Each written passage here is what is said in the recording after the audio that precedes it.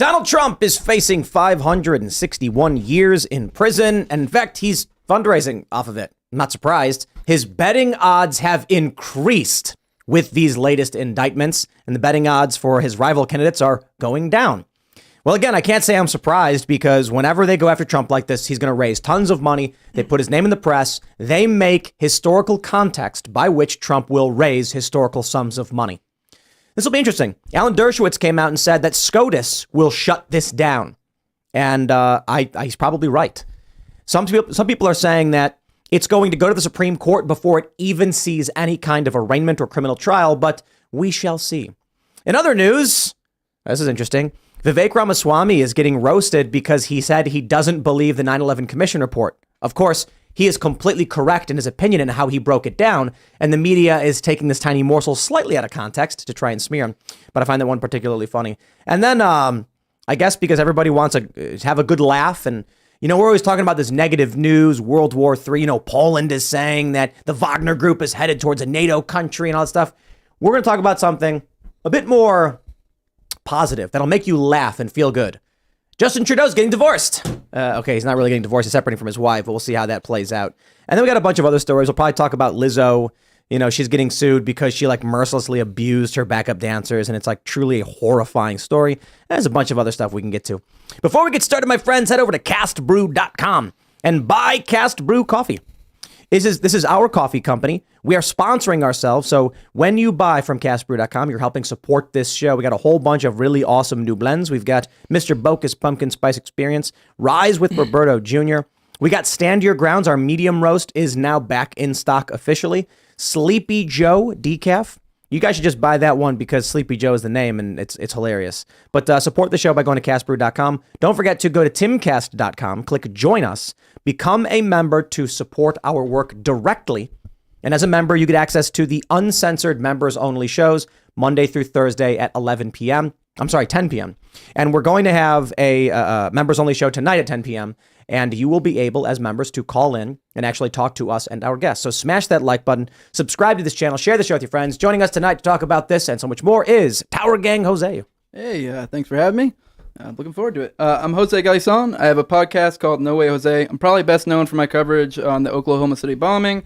Last time I was here, I let you guys all know that Terrence Sheikey didn't kill himself, and less than a month later, CNN ended up covering that story. So today I'm here to tell you Kenneth Trendu didn't kill himself, and Jesse Trendu, his brother, sure could use some awareness. He's still continuing his over 25-year-long battle for justice in his brother's death, and the people that did him in, still walking free today. I have no idea the context of any of that. It's an individual in the Oklahoma City bombing. I suggest people go look into it, search up Kenneth Trendu. If you'd like to get a shirt, use No Way Jose at checkout at toplobster.com, 15% off just for the show.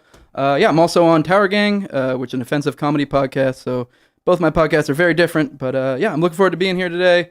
Right on. Where this goes. Thanks for hanging out. We got Hannah Claire Brimlow hanging out. Hi, I'm Hannah Claire Brimlow. I'm a writer for Timcast.com. You should go follow them on social media. And Brett's here. Oh, yes. Hello. My name is Brett Dasovic. I am the host of Pop Culture Crisis, Monday through Friday, 3 p.m. Eastern Standard Time. Glad to be here. Yeah, Ian is out because he's been working out so aggressively that he is currently drained and laying on the floor downstairs. My favorite part is now when he's walking around in cut-off shirts. Yeah. That's the best part. He's getting ready. I love it. Oh yeah, it's been good seeing you, Ian. It really has. He's his whole personality's kind of shifted a little bit. I think you guys would agree. Definitely. It's the testosterone It's the surging power. through his veins. Just that he's bulking up. I saw him punch a hole in the wall the other day. I was scared. He bumped my shoulders on the way up here. Just glared at me. Yeah. Yeah. Anyways, Serge.com, guys. Let's get into whenever you're ready, Tim. All right. Here's the first story from Mediaite. 561 years in prison. Trump fundraising off of recent indictment with dire warning. You could be thrown in jail for 6 lifetimes. So I actually got this email and it says, Patriot, with Crooked Joe's corrupt DOJ having unlawfully indicted yours truly yet again, reports indicate that I could now face a combined 561 years in prison from the left's witch hunts. 6 lifetimes. There's only one message someone can send by trying to throw you in jail for 6 lifetimes, and that's fear. The fear that if you vote for the only candidate who puts you first, you too could be harassed, indicted, and even arrested by the current Marxist regime in Washington. All right, well, So we know about these indictments, but the latest update here, aside from the fact that Trump could be facing 561 years, Alan Dershowitz says conviction of Trump would be overturned by the Supreme Court. On Tuesday, Biden's DOJ filed yet another indictment, this we know, following the announcement. Lawyer and Harvard professor Alan Dershowitz sat down with Fox News' Sean Hannity to discuss the former president's legal prospects, suggesting that while he would likely be convicted, the ruling would be overturned by the Supreme Court. Quote, they claim that Donald Trump actually believed that he lost the election, that everything he did was fraudulent, that he conspired with unnamed lawyers to affect the election. You're allowed to challenge elections. Indeed, the best way to challenge elections is to come up with a slate of alternate electors. The government has the burden of proof beyond a reasonable doubt that subjectively Donald Trump actually believed that he lost the election and acted contrary to that belief. There is no smoking gun. There is no one who is credibly prepared to testify that Donald Trump said to him, I know personally I lost the election. What they're doing with the indictment is they're taking things where Trump said, like, you're crazy to someone, as if to imply that means he really knew that he did lose the election. But more importantly, I'm not so sure how much any of this procedural stuff matters. What the Democrats have been doing is effectively just an onslaught of whatever they can keep firing off at Donald Trump. And it's probably going to be some kind of death by 1,000 cuts. Yeah, it's impossible not to factor in the timing here, right? Like, you've had these investigations going, since the day he was elected? Like, he has been so intensely investigated for the last effectively 8 years. And now, all of a sudden, on the eve of an election, they are ready to prosecute. They have all of these ideas. And in fact, they aren't just going to try it in one court. They're going to try it 3 different times. I mean, it's sort of bizarre.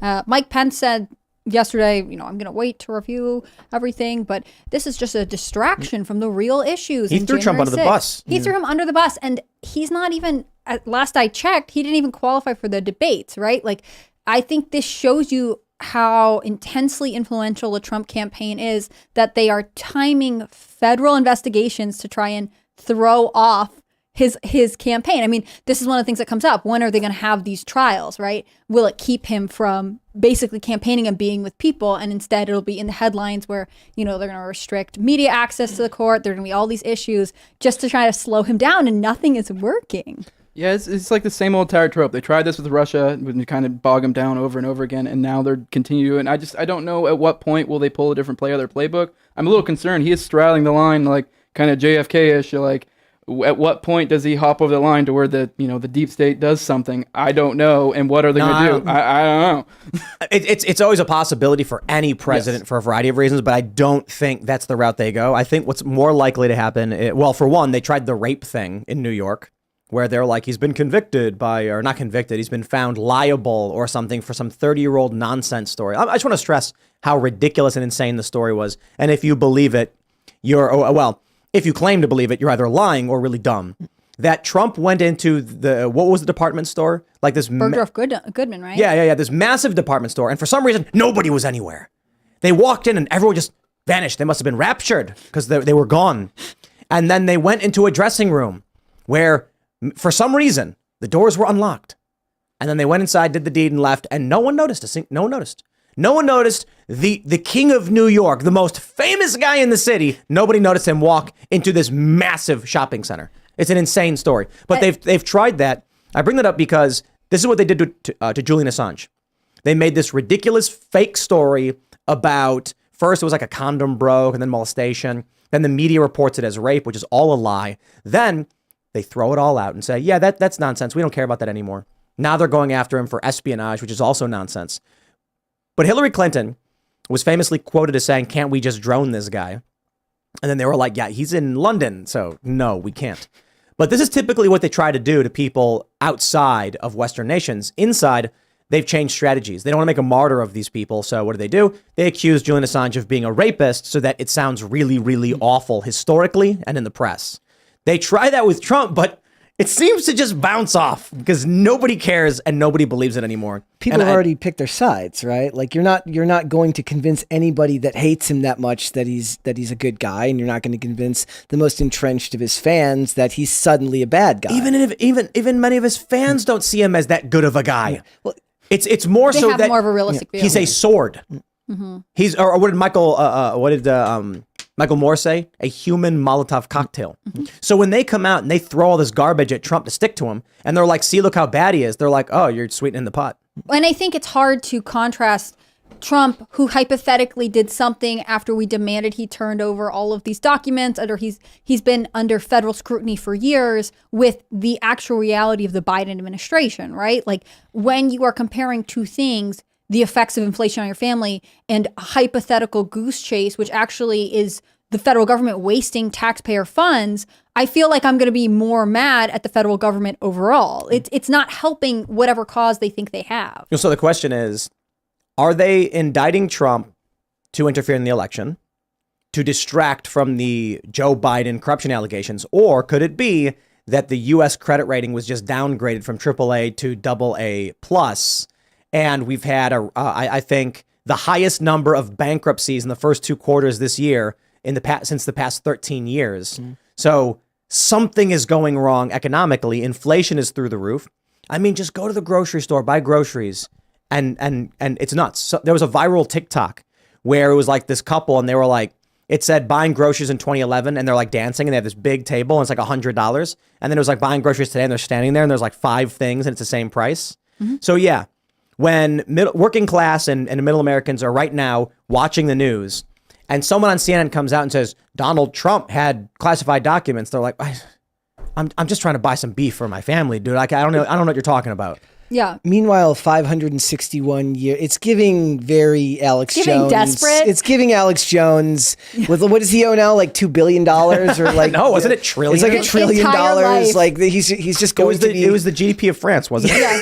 He owns No, I'm not an kidding. entire European nation. Like it's like they just throw the book at them because they hate them. They understand that the people that already hate them are going to continue to hate them. They're like, oh, good, even though they understand that he's just going to file bankruptcy and whatever's going to happen is And going to like happen. my thing is like all of this seems like a politically charged goose chase when there are like actual child predators or murderers out there who get less time. Yeah. or Well, it was hypothetically for Trump. 2.75 trillion. That seems reasonable. Really, that's the GDP of France. I like the They were idea that, Alex like- Jones must pay us the GDP of France. He's like, yep, I'm on it. It would be funny if like everybody in France loved Alex Jones to the point where they were buying from him, and he did make that much money, and we just didn't know about it. Oh my And they just gosh, he ask has for a his secret- Venmo. They're like, can you Venmo us the money? We've got you. Don't worry. But also, like, I mean, like, there's J6 people, like, they're going to rush this trial to make sure that it happens, like, right before the election. Meanwhile, J6 people, no trial, no nothing. It's very, like, if you pay close enough attention to what's going on in the world, you understand just how unfair all of it is, but the average person isn't paying that close attention. That's what I found weird about Pence's comments, because he released this statement, like, right after the indictment came out, being like, it means more talk about January 6th and other distractions, and you want to be like,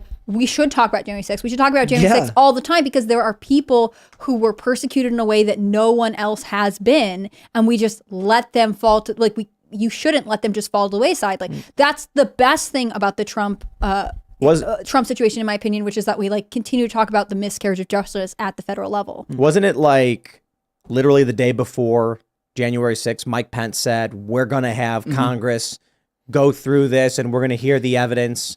And the next day he's like, yeah, nah, I'm not going to do that. I'm willing to bet that like that night he's in bed with his wife and there's like a knock on the door and he's like, whoa, what's going on? He wakes up at 2 a.m. and then he comes to the door and there's a guy in a suit with like black sunglasses.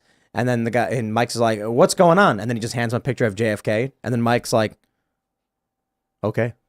I really just feel like it was just politically expedient from that time. It wouldn't. I don't think anyone needed to say anything. He knew that his role as a vice president at that time was to kind of tacitly be in this in-between spot. It was very clear too, and that's why there was so much rage from the Trump base against Pence, is because they kind of knew he was talking out of both sides of his mouth, and he didn't really mean all this. Like him saying that, oh, we'll look into this. What does that even mean? We'll look into it. Okay, cool. Like that doesn't mean much of anything. This is a big component too of the suit now, because it's being reported the what's the guy's name? Smith? What's his name? Jake Smith? Is it Jack Smith? Jack The Smith, special counsel? prosecutor, or whatever. That he claimed that Pence did not have the authority to reject electoral votes, which is wrong. He absolutely did until 2022. Apparently, there was some revision to the law.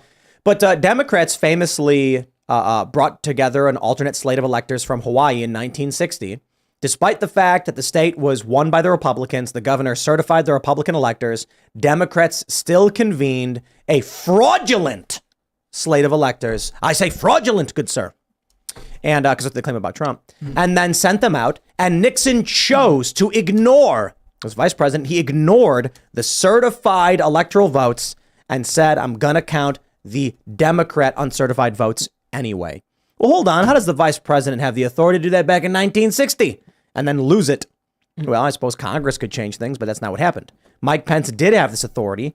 Trump's lawyers were advising him, not perfectly, but he had some sound policy and procedure advice.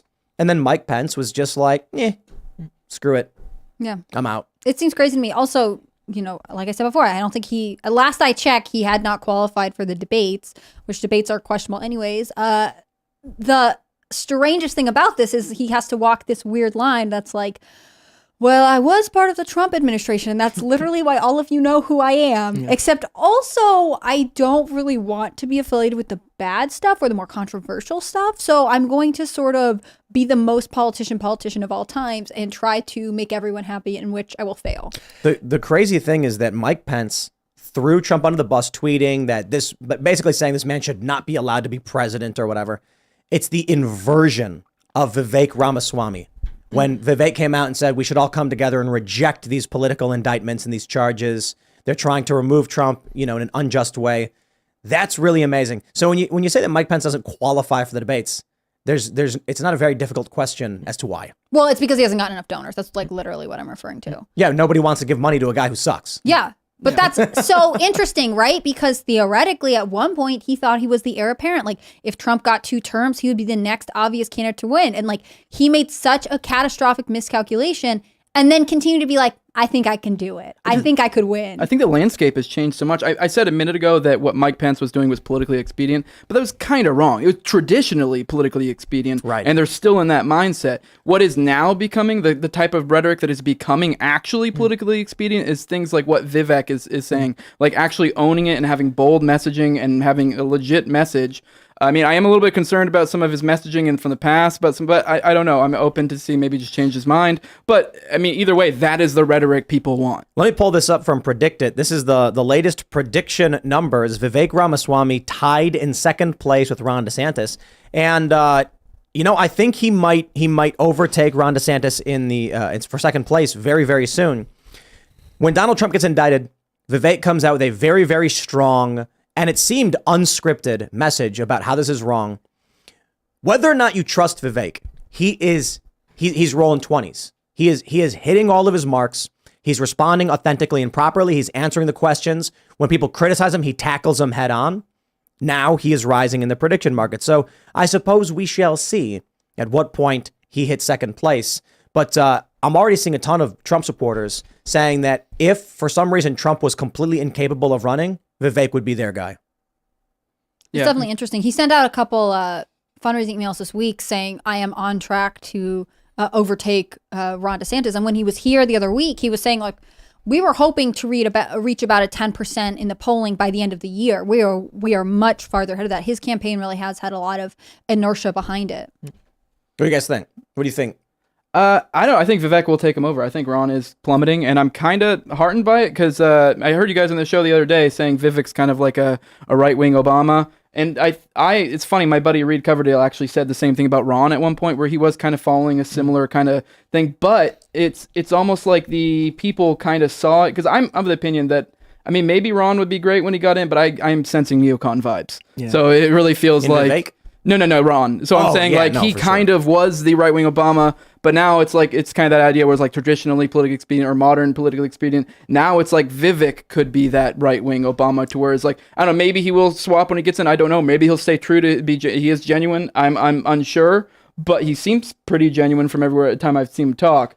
But point being is, it's just, I'm heartened by the idea that people kind of lost faith in the Ron thing. Like, to be clear, I love him as a Florida governor. I think he's great. But now when you get the reins of federal power, that's a different story. Now you're controlling foreign policy. Vivek he's going on every show and just saying, ask me. Yep. And it's just raw, unfiltered, and authentic. It's masterfully done. Whether you like him or trust him or not, if he is being duplicitous and political and trying to earn votes, Good at it. he's the best I've But ever seen. that's the scariest part, right? It's the ones who are really good at it that you Obama have was to good worry. at it. That's the ones you have to worry about. Is the ones who are really, really good at hiding it until the last moment, right? And he has done a very good job about that, because I think anyone who has even base level political knowledge sees him and sees some type of comparison to Barack Obama. But I would also maybe posit that people who are now paying attention to politics, especially people who lean right, are far more informed on these issues. So if he's going to fool them, it will be a lot harder to fool them than to fool a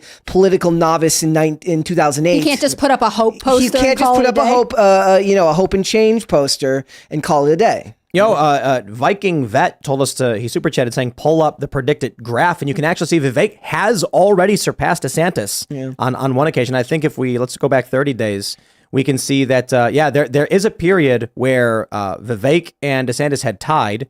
And then on the 28th, Vivek actually surpassed DeSantis by 2 cents and held that lead for, I believe, 2 days. So they tied, and now it's going back up. So he's already gotten it. I think the story of Vivek is that he was very much apolitical. He was kind of just like somewhat political. And then the story he told us was that when the BLM riots happened, people came to him and said, change your company's profile picture to the black square. And he was like, oh, sure, whatever. And he does. And they come to him and they're like, now write a letter about why what happened was bad. And he was like, yeah, sure, I guess. And then he writes like, hey, the rioting is really bad. It's unfortunate what happened. I hope this country can come together and heal. And they were like, no, you're supposed to be why we're right and support us. And he was like, okay, now you're pissing me off. Like I wrote something. Then he started getting board members from his company resigning. It seems like Vivek was this successful, what is he worth, $500 million, running a pharmaceutical company, minding his own business, probably very pleased with himself at 37. And then woke activists started attacking him. And look, it's one thing if you're like an indie game developer or a small YouTuber or a random guy who works at a steel mill and they're coming to cancel you. It's another thing if you're the guy who founded a multi-billion-dollar pharmaceutical and you're worth $500 million and they come at you and try to cancel you. And then I'm just imagining him sitting there like clenching his fist being like, I will destroy you. And now this is the story he told that like, after seeing that, he realized how dangerous this stuff was. He wrote the book, I think, Woke Capital. He started talking about ESG being a problem. He created a mutual fund? He created a fund. I'm not a finance guy, specifically to reject what's going on with ESG and all that. And then he's like, I'm gonna run for president. So this dude's just he's doing an amazing job. He's nailing it. I'm a big fan. He seems to be fitting in more like with the well-informed voters who would naturally vote Trump. You would have thought they would have gone towards Ron because he was such a culture war issue type guy. But those issues, whether we're talking about financing from companies like BlackRock or Vanguard, pushing back against that type of ESG-based capitalism is going to be strong for him, because the people who would vote for Trump if he was out of the election are going to care about that stuff. And Ron can't seem to land much of it. We did a clip the other day where he's like, at like some meet and greet with people, and he just laughs really awkwardly and walks away. And it's just like he can't win. Like like the clip is bad. It's not even his fault in this case, right? But somebody posts it, and it just seems awkward, and the dude can't catch a break. Honestly, I found it endearing personally, because I'm like, oh, that's me. Yeah, but like right now he's in like he's facing people who are very much antagonistic, right? So that's not going to be shown in a way that's endearing to people. Like certain people might see it that way. Like you said, you identified with it, because I would be that way, at the party too. But in general, that's not something you want in the leader of your military, right? I think what's cool about Vivek's messaging is that it's more than just like, Ron DeSantis did a lot of really interesting things culture war wise, especially when it comes to gender ideology. One of the things I like about Vivek's campaign is that it's much more about the renewal of like civic engagement and about patriotism and about values that bring us together. And I think as much as like the more divisive aspects of the culture war are definitely worth fighting, it is nice to also say like, here is actually what we want, instead of just saying, well, we don't want these things. What do we want? And I think that's cool. There are definitely stuff about like Vivek's campaign that I don't personally agree with. I think there should be more restriction on legal immigration. He doesn't. But I am grateful that he's on the scene because he's provoking a lot of really interesting conversation. I would describe Donald Trump's campaign in a single word: revenge. I don't see a lot more. I mean, he's fundraising. They're coming after me. They want to destroy me and strike fear, and I'm fighting for you. And I see all of this, and I'm like, Trump wants to go in there and get revenge. I like it. Someone's got to go in and have a beef to just start firing the bureaucrats. And that's a great first step towards fixing the problems in government. Not all of them. Government itself is a problem in many ways. And then you have Vivek Ramaswamy. And I look at him, and if I were to describe his campaign, it's like you said, civic engagement. He's talked about civics tests for voting. He's talking about American values and things like this. And he's nailing it. My question for you guys, I guess, is how would you describe Ron DeSantis' campaign? Like his policies, what he's pushing, what he stands for, what represents, like what does he represent? He's just not picking something. He's trying to be this, essentially, a Vivek in a sense, or like some sort of Vivek, Trump mashup, but he's not really. Well, I just mean the vibe. But he's not really committing. He's also still kind of like sort of like being like, to what, like elite talking points, kind of like alluding a little bit, but I might still be for that. Like, it's like, there's so many things. Like, I know when he was waffling, I think on the Ukraine stuff a while, but he was talking about it, and he was just kind of like, can you really just not say no? Like, just, we're done. Like, and none of this, like, we need to have a presence here. And then, like, just none of this, like, politician talk. People are over it. They want you to be solid about what you want and, like, take a strong stance. And I think he has this pull between his, like, Ron with his base and his donors. I think that is kind of what the issue is. So he's like, where do I go? And it's like, you got to pick one or the other. I mean, preferably the base. How is it hard though? I mean, what single voter actually is voting for more money being sent to Ukraine? Yeah. I mean, the thing is, maybe like Ukrainian Americans, the donors, somebody who has a connection to Ukraine. Yeah. The thing is, I felt like Ron DeSantis was the strongest when he was just Ron DeSantis in Florida, thinking about Florida, doing what he could for Florida, and he didn't have what I assume he now has, which is this kind of what you're talking about, like a donor class that's come in and say, okay, this is what we think will translate best to the national level. And in that way, he's lost his sense of self, which, like you're saying, when you have strong contenders who have these personalities, their campaigns have a rhythm, they have sort of found their niche in terms of the interview circuit. It's very different than sort of where Ron DeSantis is right now. And again, that's not to say that he doesn't ever have any interesting talking points or anything like that, but you start to feel like he is not catching the rhythm that he needs to sustain his second place standing. Yeah, it's unfortunate, man. I feel let down. Yeah, that video you guys have been talking about a lot recently, I think was a perfect example where like they're trying to which one, the one with the Ukraine Stalin, or the Stalin, whatever the heck it's called, Nazi symbol. Yeah, which personally I thought was awesome, but like the obviously Nazi I don't think the Nazi symbol, but the whole vibe of the video. It was like, how do you accidentally put a spinning black sun behind your candidate? With soldiers marching towards it. That's not an accident. Yeah, and if you're going to do it, if you're going to do it, you need to own it. You probably shouldn't do it. But if you're going to do it, you shouldn't. How do you own it? Just be like, hey, it was a cool symbol. Or it's stupid trying to own it, but trying to do this in-between thing where like our people put it out and we're trying to have this plausible deniability is just silly. Either do it or don't. He could have said, I don't know, I saw it from the Ukraine fighters. Yeah, so or that's what it was all about. Solidarity. Yeah. Let's, Ian's going to be really upset he's not here tonight because we have this story from Politico. Vivek Ramaswamy, quote, I don't believe the 9/11 Commission report. The GOP candidate went on to insist he was expressing doubts about the Saudi government's explanation for the attacks. Let me just say, first and foremost, you want to talk about honesty in a political candidate? Have them come out and say they don't trust the 9/11 Commission report. And I believe Vivek Ramaswamy is being honest. This, in any traditional sense, any traditional political consultant would be like, what did you just do? You nuked your campaign. But Vivek is telling you actually what he thinks. And he's completely correct. Let me read this.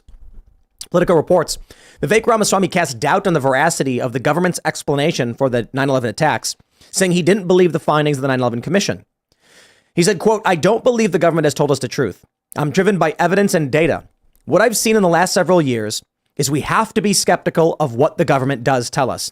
I haven't seen evidence to the contrary, but do I believe everything the government told us about it? Absolutely not. Do I believe the 9/11 Commission? Absolutely not. I am tremendously impressed from this. They're trying to now claim he's like a 9/11 truther, or it's like the underlying argument. No. That's total BS. If you believe everything the government tells you, you haven't read a history book, not a single one. And I got a bridge to sell you. All he's saying is something simple, and I've said something similar. Why would any reasonable person think the government issued a book explaining one of the greatest security failures in the history of this country? They wouldn't. They would put out something which is somewhat true, but probably has a bunch of gaps in it because they don't want to reveal secrets as to how we got attacked because we don't want it to happen again. Vivek is correct. You know that there's some comedian who has a bit that's like, you don't need to believe in all conspiracy theories, but you don't believe in any? You think the government's just out here batting 1,000? We're like, he talks about like parenting and lying to his own kid. It's great. I wish I could remember his name. Oh, that's a good one. Yeah. we're like one Biden mishap away from finding out that aliens did 9/11 anyways. But the thing is, and I know this was the talking point from last week, but like everyone would be like, okay. I mean, I guess so. I think what's interesting, I feel like I have to point this out, is like Vivek is establishing the narrative. Like, I don't know the context in which this came up. He was being interviewed and someone asked him explicitly, do you believe in this? Or if he just brought it up on his own in his own interview, which I wouldn't put past him. I think it's interesting that so often, especially on the campaign trail, you get these guys who are like, something's happening at the border wall and I'm going to comment on it. Oh, something happened over here and I'll comment on it. Whereas Vivek is like, I want to talk about this now. Yeah. I'm going to give you my opinion. Like, that's a very bold choice. How does it even come up that they're like, do you believe 9/11 commission report? And he's like, no. If he had been on this show, like, it would have been any one of you guys to be like, so let me ask you a question here. What do you think of this? For sure. But yeah, like, Ian, it didn't happen on our show, so I feel like I don't understand the context. I just want to play a quick snippet from The Whitest Kids You Know. This is a 14-year-old skit, and I want to play a little tiny bit of it. Okay, thank you for waiting. The president has asked me to come out and make a brief statement about the wire that just went out a couple minutes ago. To make things short, I will just confirm that yes, we do have a moon base, and yes, we are currently experiencing some bear problems. Now, I will open it up if there are any questions. Mr. Press Secretary, New York Times.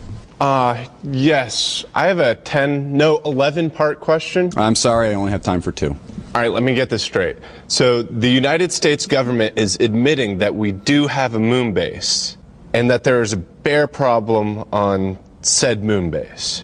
Yes, that is correct. All right, follow-up question. Are you fucking with us? That's a really good question. No, we are not, and I would like to remind everyone to keep the language civilized. This is the White House. So he basically then goes on to say, he says stuff like, yes, well, the bear's been an ongoing problem since the wizards were attacking. And then they're like, wizards? And then let me jump right. There's a picture of the bear on the moon. Let me jump to the end here and give you the punchline. Cycles. We believe they may be of the... Just a thought, more of a shot in the dark, but we wouldn't happen to be invading Iran today, would we?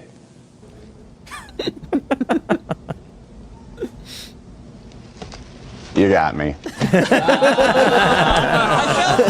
I fell for it. Yes, exactly. Summed up perfectly 14 years ago by the whitest kids you know. It's so great because we're experiencing it now. We have this. We're like, oh my God, look at Vivek questioning the 9/11, the specific narrative that the government gave out. He's questioning it in the slightest. But guess what, guys?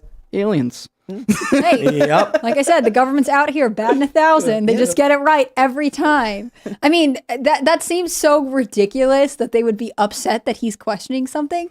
Also, I feel like the implication from this article is like, he is denying 9/11. You want to be like, are you crazy? That's not what's happening at all. Wouldn't it be funny if there's like an alien spaceship in orbit around Earth and they beam Joe Biden up there and they're just like, what have you done? Why are you revealing our presence? And he's like, come on, man, they're going to arrest me. What am I supposed to do? Got to throw him something to get him off my back. Proving he's like the least loyal person on Earth or in outer space. The UFO, though, thing is a rabbit hole that's crazy. I've dug into a tiny bit. If you look into the past, there were legitimate Fed ops where they were creating disinformation within UFO research communities. And the reasoning was, like, and I know it sounds kooky, but it was because a lot of times they were actually sort of digging into, like, secret stuff they were doing. And so then they'd take some UFO truth and be like, guess what, dude? I'm in the government and I have some special information for you. Let me tell you about the Tyrerians from Saturn 25. And then like this stuff just goes wild. And then so like I don't know, for me, like I've been digging into it a little bit throughout this, like the whole UFO stuff, and it's just like you can't trust anything when it comes to the government and aliens. Like who knows? Maybe they are real, but personally, I completely default the opposite way. So, and what would the benefit be right now for them to reveal it? Like we've talked about, obviously distraction from other stuff that's going on. But if the aliens are real, what does the government get from telling you? I feel like I just don't understand that you'll listen to them because they've scared you with something else. That was just when they plan to release that information. It just so happens to always happen whenever some type of scandal is coming out. Non-human biologics have been recovered. Now you must listen to us more. I mean, stop questioning us. If you put your PSYOP hat on, though, like, as ridiculous as it is, Alien's super easy to pull off. Like, you just have somebody come out, leak some information. Like, so you don't actually have to have an event that really occurs. You could have an event, but it's like, you could make up an event that happened a decade ago. Or they could just take 10,000 drones, like what's the Mavic drone? They do those light shows, and they can have a ship appear in the sky. Mm-hmm. They can just fake it. And then be like, oh, what was that? And they'll do it in a remote area. Everyone will film, and they'll be like, ooh. They'll be like, it was for your own good. Nobody even cares at this point. I wonder, they've tried pushing the UFO thing so many times that nobody cares anymore at all, to the point where when they came out and said non-human biologics are recovered, everyone's like, shut up, dude. Yeah, even the UFO truthers are like, nah, shut up. Yeah. Well, they're like, it's too expensive here. We don't, these things are for when we have luxury and freedom and extra cash. You have made it so we can't enjoy these crazy things because it's not fun to be here right now. It is extremely challenging to live under these conditions. Does anyone really believe that Donald Trump would have kept his mouth shut if there were aliens secretly in control of things? And even at this point, with everything they're doing, he would just come out and be like, I'm going to tell you all because they're trying to put me in jail. Aliens are real. And he'd just come out and say it. And then they'd be like, oh, no, he's unveiling us. But he won't. He doesn't, because it's not true. They're just lying. I mean, to be fair, they probably would never tell him about the aliens if there were aliens. But, but you're right. Yeah. Maybe that's the issue. Maybe...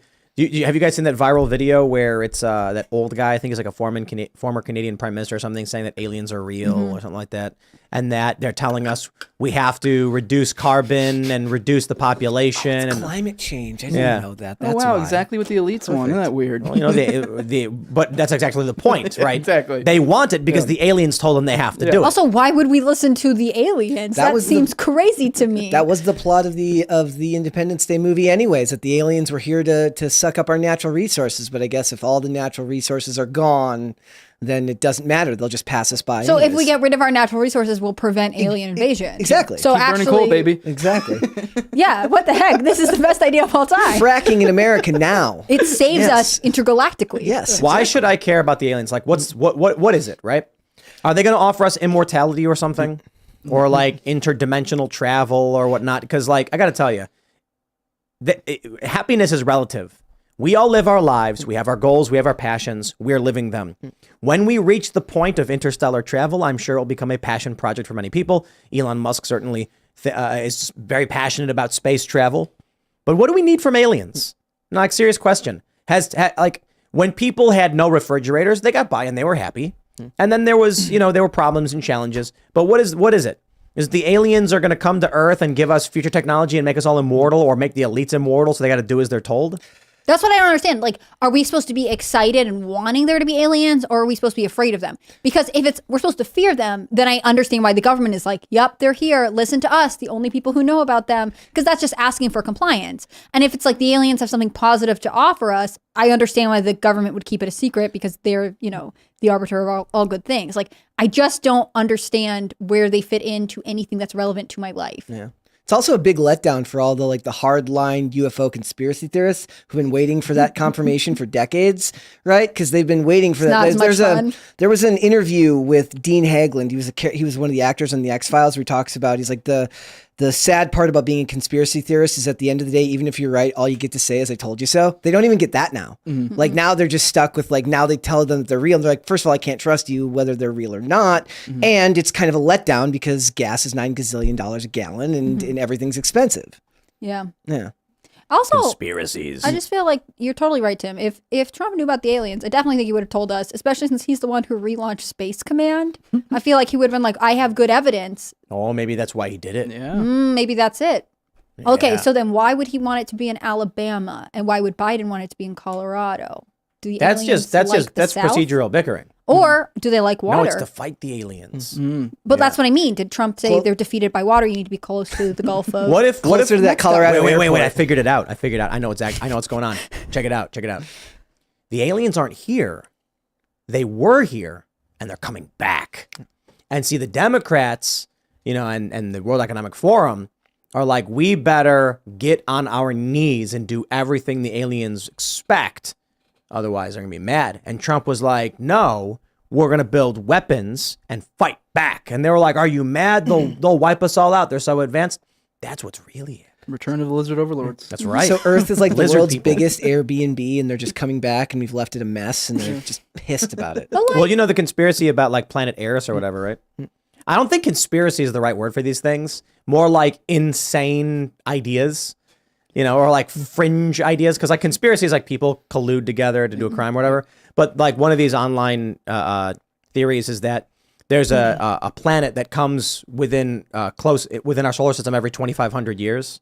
And so that, Nibiru, Planet X, What do you Eris, know about it, Serge? and that it's coming back, and the aliens who live on it genetically engineered humans to be like a slave race or whatever, to mine gold and stuff like that. It's a fun theory. And So when it comes back, they're- they just like scoop up some people? no, they come here and then they take out the gold, and then they use the gold to maintain their atmosphere or something. Isn't I gold love at these an all-time online high right now? It's great. It goes down so many rabbit holes. That's where Nephilim, like you can connect Right. it to Nephilim and all sorts of stuff. Jinns it's a fun one. and genies and So But they're all really, in it's on like- the Fed. You guys because are so because of the creative. gold I love the standard. internet. I recently had the QAnon shaman on my show, and we were talking about Nibiru and how it connects to Nephilim. It was a fun time. It was wild, but it was something.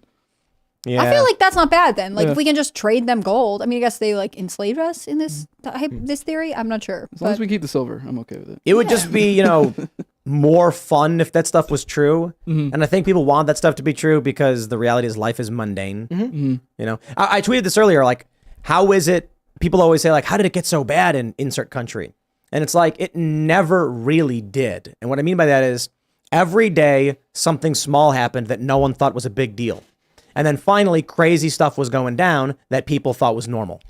To the outside world, when they write the history book and condense it all, we're like, how did they go from this to this? It's like, no one noticed. But even now, people don't even notice crazy stuff's happening now, and they just don't pay attention. The algorithms they look at every day are pointing them in a different direction, so they're kind of oblivious to the fact that a lot of this crazy stuff is going on. that's why I think Trump's trial is so confusing to so many people, because it seems like they're just going after him and they keep asking him to turn over documents to then come up with charges against him, and like this actually happens all of the time. It's just that we all know Trump and we have this information. So rather than for me to have to explain like one person and their story and the unique things and get everyone to understand it, we can all say, oh yeah, I remember Trump. Oh wow, this is happening. It becomes much more relatable.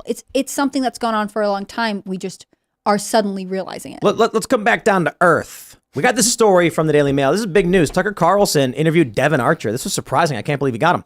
Devin Archer tells Tucker Carlson Joe knew he was on calls with Hunter's business partners.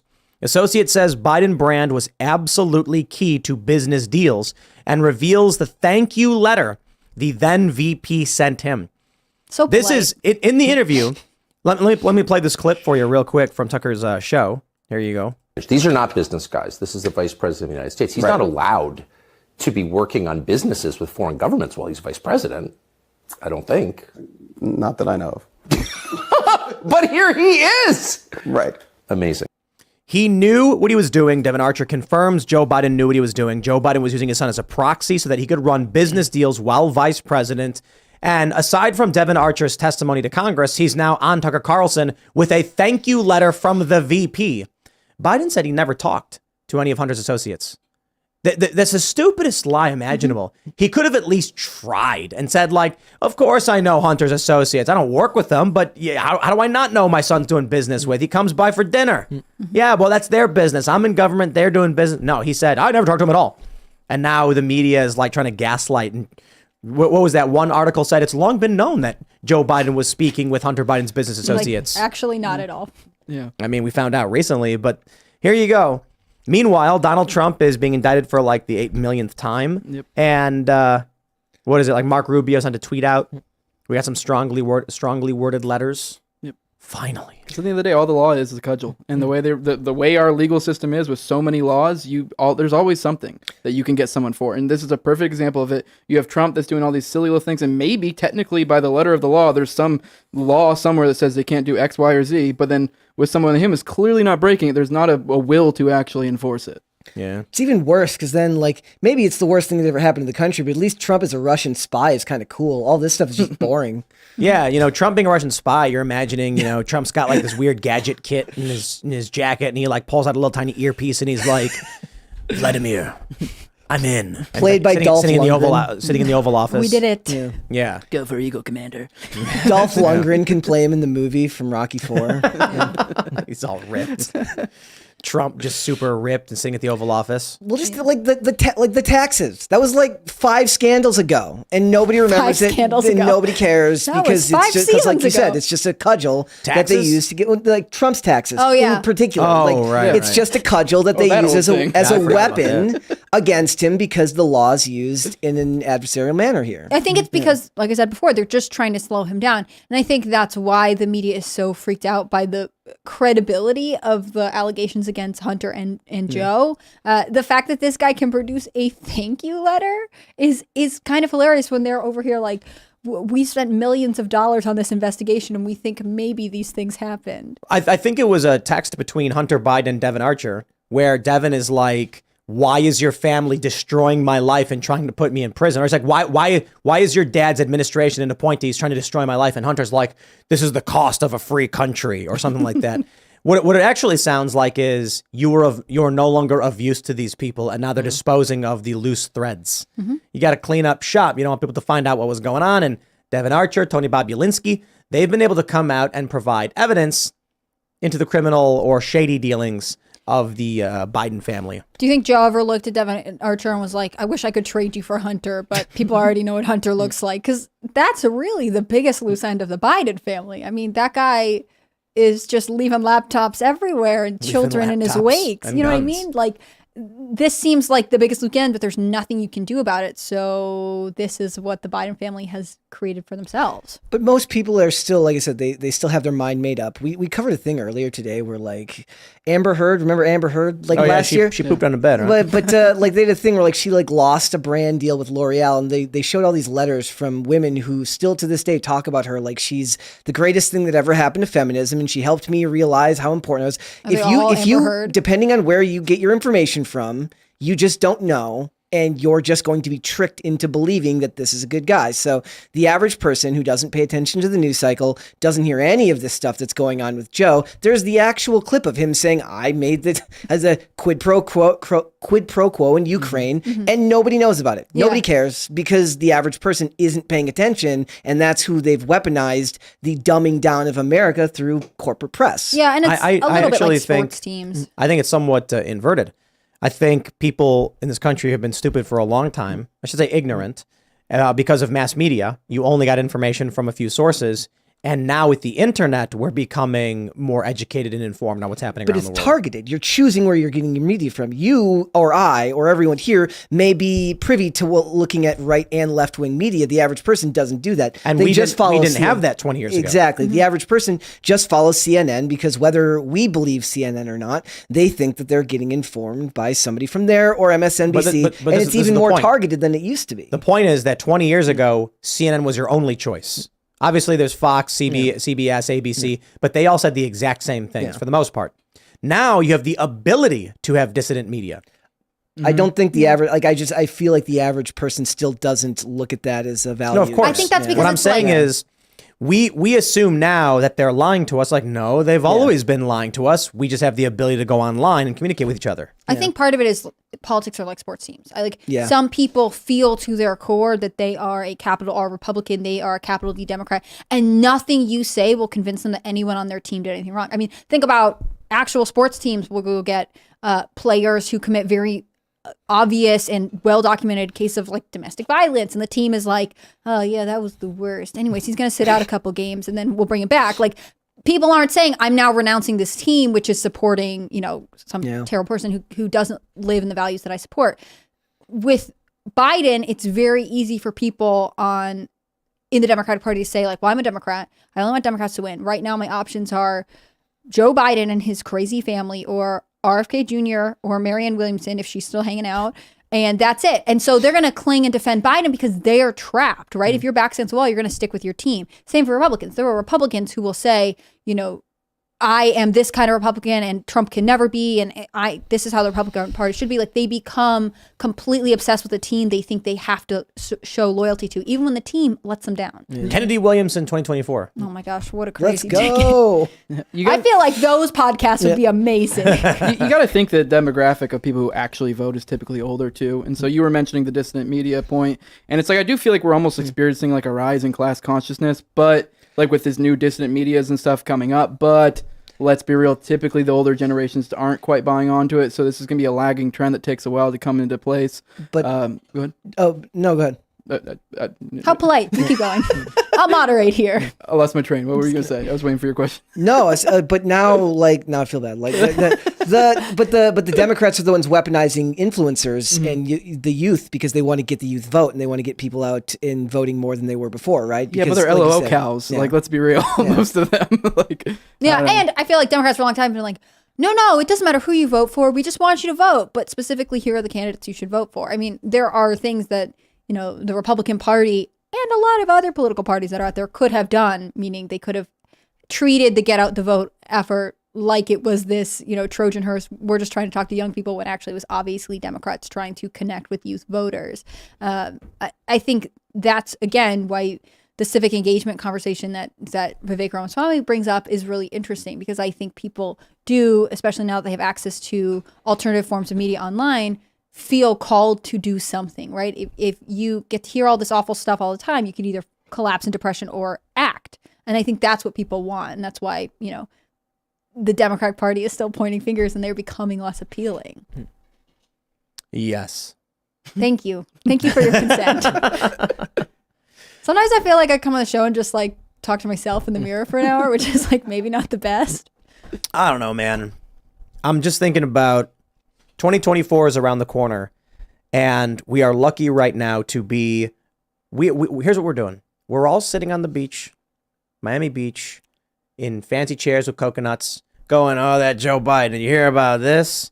And then off in the distance, there is the biggest hurricane we have ever seen, and it is coming. Where we are right now is the chill time. With all the craziness they're doing with the Devin Archer stuff, with the indictments against Trump, that's just us seeing lightning off in the distance. What's going to happen next year? We're talking, we're talking 5 or 6 months from now. So we're looking at about, 8 months?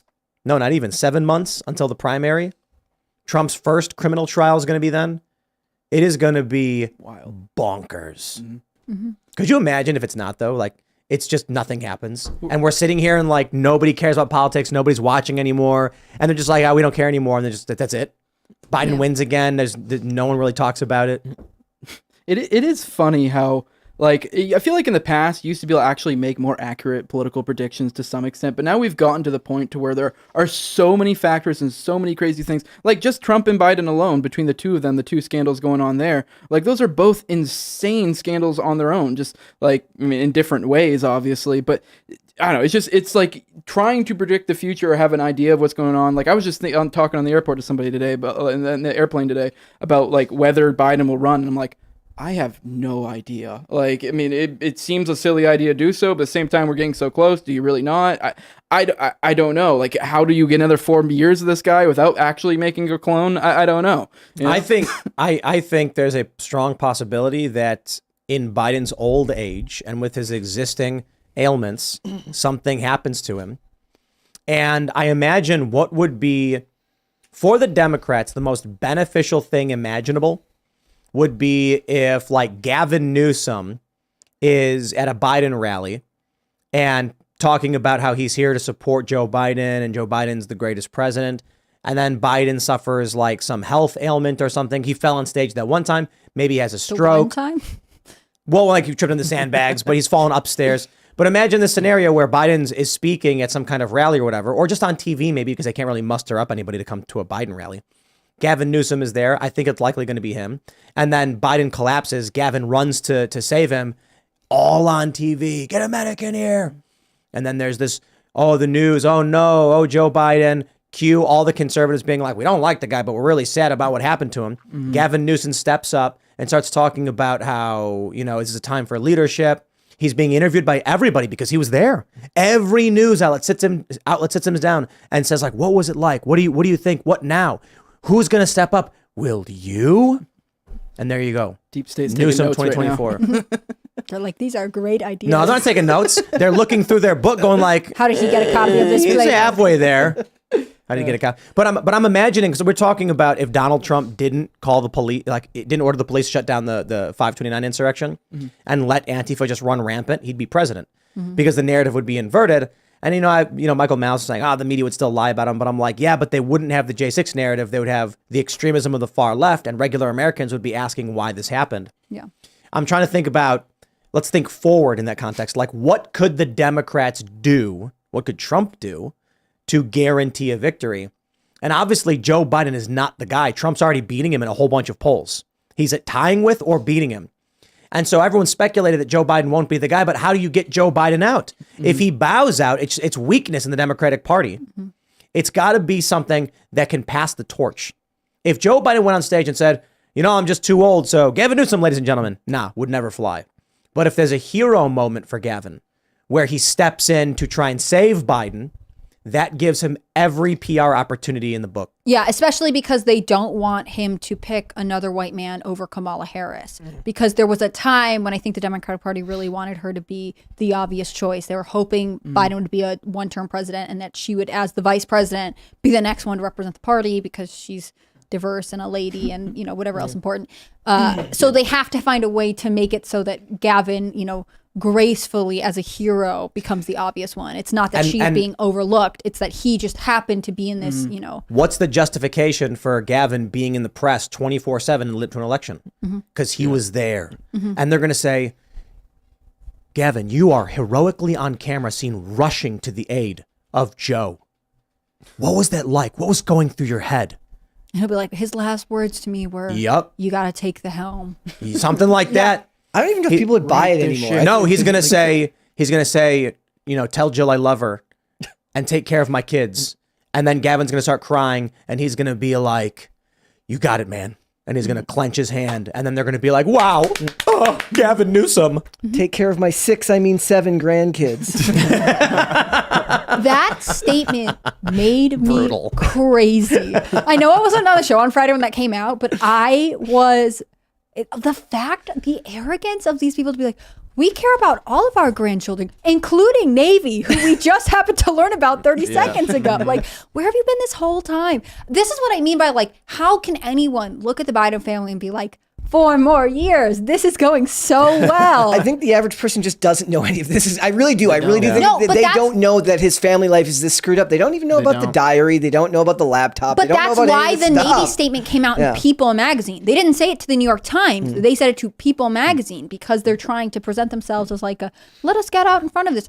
Luckily, People magazine, all kinds of outlets have already covered the fact that this, super great guy Hunter just ditched his other kid and doesn't want to use his last name. Like, I just don't understand this family and their appeal. So unless the Democrat, my only counter to the Gavin Newsom rushing to Joe Biden's aid story would be like, if the Democratic Party starts to turn tables and be like, we had no idea that he was working on these deals, and this is dishonor to us. I don't know that they could execute it perfectly. I don't think so. Then what he Because does is it's collateral damage. Yeah. Yep. Then what he does is Joe's finally going to sniff one kid too many, and Gavin heroically steps between one of them. Gavin's kids. One of Gavin's Yes, kids. and then Wait. Gavin says, "Not on my watch." No, and pushes him away. I got it. Joe at an event goes to sniff a kid, and Gavin heroically steps in between, making Joe accidentally sniff Gavin, triggering the stroke. Interesting. Amazing. We can do that. So really- that's the hero narrative they need from him. Like we didn't know Joe was doing any of this. We need They're- to they're- comb Gavin. through his schedule and see when he and Gavin Newsom are appearing on stage together, and we all need to brace ourselves. To get Joe Biden out of this, it needs to be a heroic retreat. It could theoretically be something like he has a health scare and then has to publicly announce that he's done everything he can. But as you know, this is a tough job and it's been very taxing. I'm not the young man I used to be. That's a light possibility. Or terminal. He'd have to be like, I actually only have 6 months. So. And then he looks at the camera and says, America, I ask you for one thing with my final statement to you. vote Democrat, man. We're gonna fix it. Don't let these fascists, or something like that. Yeah. I'm headed to the big ice cream shop up in the sky. You're right. You're still right that like they would need to really find a big way of introducing Gavin Newsom over Kamala Harris, because I think if the Biden administration, the Democratic Party, turns at Kamala Harris, they're going to isolate a lot of voters. But with numbers like that, who even wants to? I'm not saying she's popular. I'm just saying there are a lot of people who feel like the Democratic Party needs to be led by a woman who is of color, and to turn it over to another white man would be bad. I hope they run don't Kamala. personally agree. If they Can't run Kamala. Kamala doesn't have the support, but they will be mad if they don't think about it. she doesn't have the, how do I say, Personality? cognitive faculties. I thought they were going to run But Michelle obviously Obama. with Joe Biden, we prove we don't need that. That's true. Good point. Yeah. Yeah. Who is of higher mental status? I thought they were Joe going to or run Kamala? Michelle Obama. I thought that was going to be a thing. So People keep saying that. my understanding is that they do want to run Michelle, but Michelle doesn't want to run. I don't blame her. Yeah. I mean, it's like, The most relatable thing I've ever heard from Michelle. I don't blame her. who wants to run? Like seriously, who would? I can't even believe Vivek wants to run. It's like, y'all are crazy. Especially given that like Obama's, they're very wealthy now. They don't need to do this. They own like 3 production companies. She They've goes got, on yachts in Italy. She's having a great time. Yeah, can you imagine the stress? Can you imagine the campaigns against her, especially the memes, all the Big Mike stuff and all that stuff? It'd be, I don't know, I mean, I'd love it. It'd be fun to watch, but... Also, like, Hillary Clinton held office before she ran. Like, Michelle Obama was the first lady and then was like, and we're in. It would be such a, like, Nothing matters cringy diversity point. Like, I don't know. I wouldn't want to be that What are your cheap. credentials? I slept with the previous president. No, that, hey. school lunch program stuff. Yeah. No, it just Yeah, seems- she wanted kids to lose weight, I guess. But that's not good in today's day and age. You can't say that now. Times have changed. To rewind a little bit back to the point I was making about, we're sitting on the beach looking at the storm off in the distance. We know the storm's coming. So what do we do now, right? What do we do to prevent the worst elements of the storm, if anything could be done, right? I'm not sure humans have the ability to fight a hurricane off. So I think the reality is going to be get ready in a matter of speaking, meaning like, do you know where the eggs are in your house? Do you have somewhere to go in the event of mass unrest in cities? Because that's extremely likely. I think we're going to see a ton of rioting throughout the summer, but I could be wrong. Who knows? I think there's a decent possibility that like nothing happens, and we're just like, wow, nothing happened. Just a lot of political bickering in the news, like we're seeing now. But I really feel like when Trump, his trials are coming up. He's going to be in multiple criminal trials. The news is going to be the craziest you've ever heard. CNN is going to be salivating. They're already salivating. Mm-hmm. The idea of covering what are we on 4? 3, I think. But with Fulton with the County. tax, maybe 4. With Fulton County. So you've got New York, classified documents, 2020, and Fulton County. You're gonna have 4 different criminal proceedings all going on around the exact same time. Maybe what actually happens is that people just turn the TV off. Figuratively, I mean. Like, I can't track all these criminal proceedings. I'm done. Maybe that's what they want to happen. This could be a point. Yeah. Well, that's the point, right? They want people to say he's guilty by sheer volume of things that he's. But I what think they it'll do. have the opposite effect. I think for some people, it'll be too much noise. Like, how could he possibly be guilty of all of these things? All of these trials happen to happen at once. Like, you can't take it all in. So you start to say, like, I just don't believe you, and I don't want to have this conversation anymore, or I don't want to watch any more of this. I've seen both on YouTube comments just today. It's just one person is saying like, well, I don't want someone that's been indicted. Like, why would I want to elect someone that's been indicted for anything? And the other person is saying he's been indicted for 4 different things. Like, there's no way that he's been indicted for there's no way he did all these things. How would he have the time to do that and do all this? There's just no way it would be possible. So it goes both ways. Yeah. I wonder who's going to win out. A lot of people would take the where there's smoke, there's fire Yes, approach. I And they're agree. just going to be I like, think well, so too. why would they lie? Right. Why would they lie about that? And they'll just assume that, well, if 4 different jurisdictions all came to this conclusion of their own accord, mind you, there was no backroom dealings at all, I'm sure, that he must be guilty. But I think There must be people who already no think Republican he's district guilty. attorneys. Yeah, There must be no Republican prosecutors anywhere. Right. They're all like, you know what I'm gonna do? We're in West Virginia. I'm gonna go to like find a local prosecutor's office and I'm gonna ask him why he's a Democrat. And they, well, I'm not. I'll be like, come on. If you were actually a Republican, you'd be criminally charging these people. Right. The Hillary Clinton stuff took place in West Virginia. They ran elections nationwide. Her name was on the ballot, right? Mm-hmm. So when she tried to defraud the country, and the fraud led to a massive $30+ million investigation as to whether Trump was secretly working for the Soviet Union. How come there's no criminal charges for that? Because the Republicans are timid and Democrats play for keeps. I think it's because Republicans are Democrats and they're just pretending they're not. They're going the speed limit. But that's the saying. But I'm like, no, actually, they're probably Kevin McCarthy is going behind the scenes and high-fiving, Uniparty. Right. Yeah, exactly. we're talking about Trump here, so it's not really so much a left or right thing as there's establishment versus, I guess you could say, dissident would be a good way to describe the other energy. And I think Tim's right. I think there will be people checking out, but I think that will be more the right to some extent, roughly, the people that are in the know, because they know, like, this is nonsense. You're just throwing a bunch of stuff at it. This is just static at this point. But I think that on the flip side, the left, we may see, especially if he inevitably probably gets off, or if he does get elected, they'll be screeching the streets all over again. We'll see all that nonsense again. But I think the right's going to start retreating locally, like the people of the right, like the voter base. They're going to start retreating, embracing localism, and honestly, that's kind of the better way to go. Yeah, I think this is sort of an answer to your question of like, if we're on the beach right now and we know the storm is coming, when do we decide to leave the beach and go make sure our home's okay? Like, I would like to see, we might not be able to stop whatever crazy fighting is about to happen on the federal level, but it would be interesting to see people say like, well, how do I protect myself at home? How do I insulate it? Who runs your school board? Who runs your school board? Who runs your elections? Who's running your town? What decisions are they making? Because again, in some ways, the worst part about all of this is that it's a big distraction from the tiny decision. Well, feels like tiny, but they're actually massive in your own life, right? They make all the decisions. Like your personal relationships, the people who live around you. Like, the decisions so on and so for zoning or anything else that happens locally to you. That stuff is way more likely to affect you on a daily basis than any of the large scale national politics. Yeah. So to Tim's point, like it's that we have to decide it's time to leave the beach and go make sure our homes are okay. Yeah, I don't know if I agree with that. I certainly agree that local politics are extremely important, but it's probably a balance of sorts.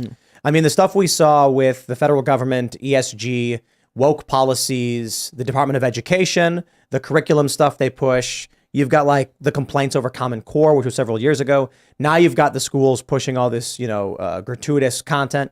All of this comes to the federal level.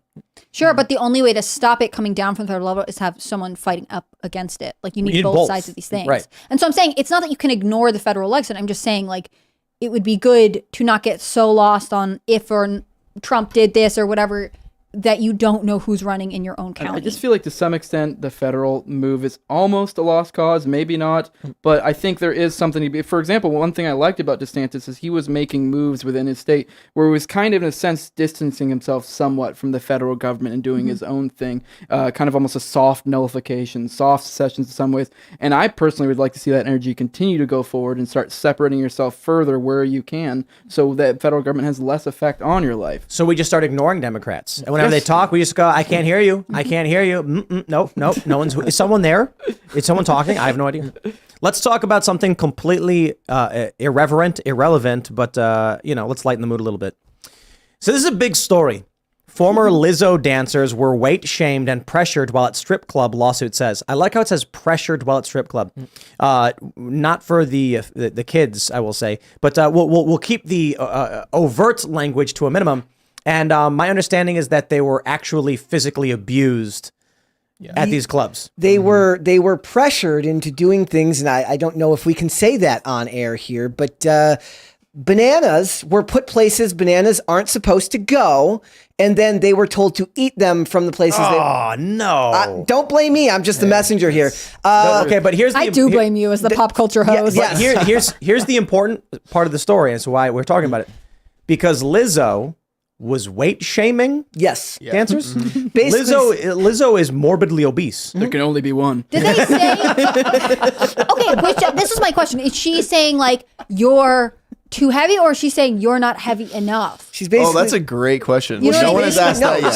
I want to know if she's like, if you really want to be on my tour, you'll eat all of the donuts. Wow. Like no one has said it explicitly. I don't understand. Wow. No one's asked that spent yet. about 20 minutes talking about it today, so I'm about over this whole discussion. I'll be completely fair, but it's that's not the worst. There's really funny like mixed messages where she's got like a lady who works on the tour with her who's like very religious, but also like simulating sex acts in front of people. It's the weirdest. It almost feels fake. how over the top the story is, but it's going to cost her a little bit. I'll be honest. I don't really care about the inner politics of Lizzo, but the issue I see is a big landmass. Culturally. Culturally, we have this body positivity thing. They say Lizzo is beautiful, but then inside this, this company or whatever, they're telling these people they're too fat. So it's something like, what is this? How do these things coexist? Yeah, I also think this, like, the point that they're saying, like, they're at a strip club. Going to strip clubs is like all of the women I know who purport to be sex positive feminists are like, going to the strip club is empowering and it's good and you should go. So it's this clash of cultures where it's like, if you don't go, then you are not sex positive enough. That's literally what and we're also talking when about, you yeah. go, you're forced to do things you're uncomfortable with, and maybe Lizzo fat shames you, or perhaps she skinny shames you. It's unclear. This is one of those things determined where yet, I don't think. they're talking about, like, look, Well, the if dancers this were had been- overweight. Yeah. But were they overweight enough? I don't know. You need to put on 100 pounds. I'm just saying, she doesn't. gonna dance for It's me. like the stories of like brides who get their bridesmaids ugly bridesmaids dresses so that they look better by comparison. Lizzo Like, has an image up. I just want to know what direction this was happening. point Lizzo's is- name is is- Melissa? Yes. That changes everything. She's these are the people that push a very, very toxically positive message, meaning like that you have to feign positivity at all times, which is not how the real world works. And as you learn invariably, like I said earlier, anybody who puts be kind in a profile is the meanest person you've ever met in your entire life. It's the same in these industries. The harder the virtue signal, the worse they are as a boss, as an employer, as a general human being. And if you read more of the story, like I said, I'm going to spare everyone the details. No. gross. I got a question about this. I'm not going to read it, and I'm going to keep the language as vague as I can. But NBC News says, okay, no, don't pull this up. Get out of there. All right. NBC News says cast members took turns catching objects launched from certain areas of the body. Yes. How do you launch those things? Ask the people at this strip club. Just a fun company activity. The best part about it is there's like an interview with her from like 2 years before this happened where she talks about how she always wanted to go to this one strip club, and that this was because this is the red light district in Amsterdam, right? So she's like basically talking about, like, I love bananas. I want to go there to this strip club, and now it's coming back to bite her because she's nuts. So why? Like, I'm sorry, you're all men. I don't get the appeal of strip clubs. Here's the- Perhaps this you is- this understand is the something I fall of don't. Rome. But this is It's also so one obvious. of those. This is one of those things where, like, look, they were basically shamed into doing this. They're like, well, if you don't come with, you You don't have to, but we'll judge you if you It don't. would be like Tim saying, like, hey, Brett, you want to go skating on Saturday? I mean, you don't have to come, but, you might not have a job on Monday if you don't come with me. That's literally what it or for the rest of the tour, yeah. we'll just treat you like you're a weirdo. Exactly. Well, they said, like, she would do other concerts that were not part of the tour, and only the people who, like, hung out with her outside at these events were the ones who got those jobs. So it's basically just like, do you remember when, so recently Robert Downey Jr. had a thing where he talked about how after making Oppenheimer, he said, women should run the world. Robert Downey Jr. was in that? In Oppenheimer, yeah. He said he's like, what this movie taught me is that women should run the world because they have a better way of handling problems. This is the exact proof to the opposite of that. That I don't know if it would be better, or if it would be worse, but it's certainly not going to be any better. Being a bad boss is not gendered. Doesn't like every military industrial complex corporation have like a female CEO or something? Not all right now, but yeah, like a couple years ago, yeah. It's like women should run the world, and it's like here's a bunch of women that are blowing up kids. Boeing is like, yeah, let's do that. Both right? men and women are equally bad and good at resolving problems, but I do not think women should exclusively run the world. It's like when people say like there should be an all-women Supreme Court. Like, what are you talking about? That's a terrible idea. The way what the I Barbie see it, movie said. Look, no. Men and women are different, right? Men are object-oriented. Women are subject-oriented. So what happens is when you've got like a Hillary Clinton and like a Barack Obama sees a map. And on the map, he sees a military base. And he says, I think we should blow up that military base. And then like, let's confer with Hillary on what she thinks. And Hillary says, we should blow up those people. Yeah.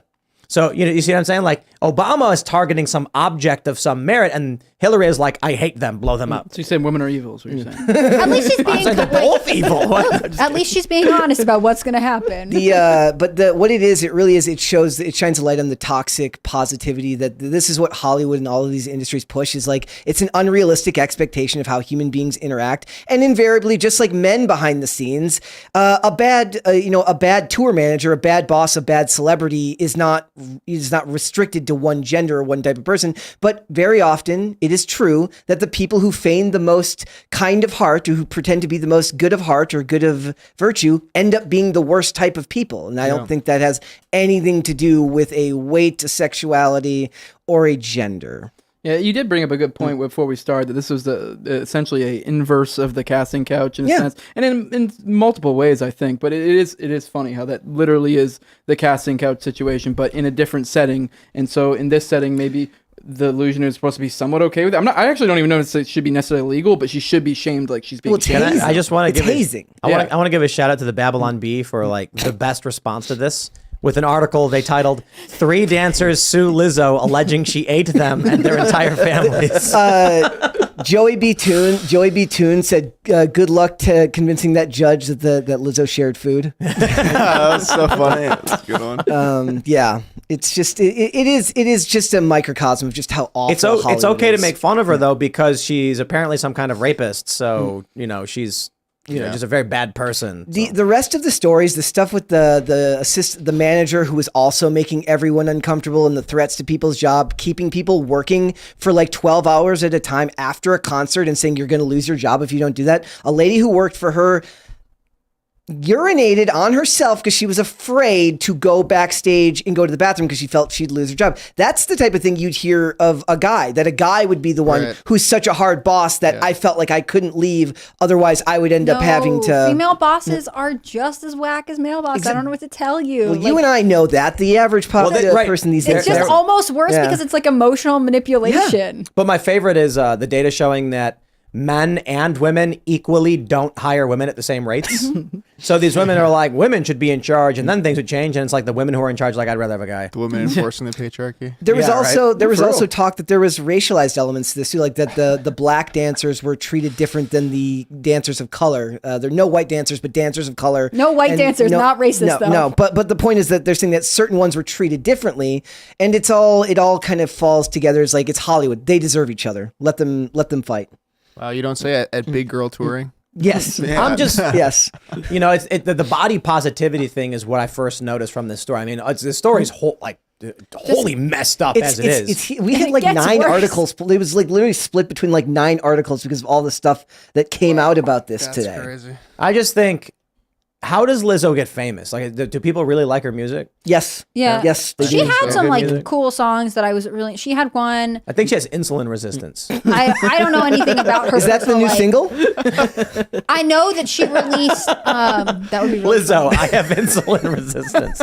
Well, it's gonna be I wasn't like trying to be funny. I was being serious. I think because she's on stage and she's working like dancing and no, stuff. that's the point. She's talking about like the other dancers can't keep up with her because she's like actually in better shape than them. Right, and the reason she doesn't lose weight is because she has insulin resistance, probably from like a very poor American, high sugar diet. anything. Yeah, I wish her the best. I hope like she can if she figure that one out. Comes out with I have insulin resistance. It reminds me of like Kevin Costner being like, I'm yes, writing that maybe song. stuff happened, but I'm choosing to live as a gay man. And that was Kevin the end of it. Spacey. Kevin Spacey. Thank you. I he's can't remember any actor's well, name. sure, I was accused of that, but And if I'm I gay. did, it's a drunken mistake.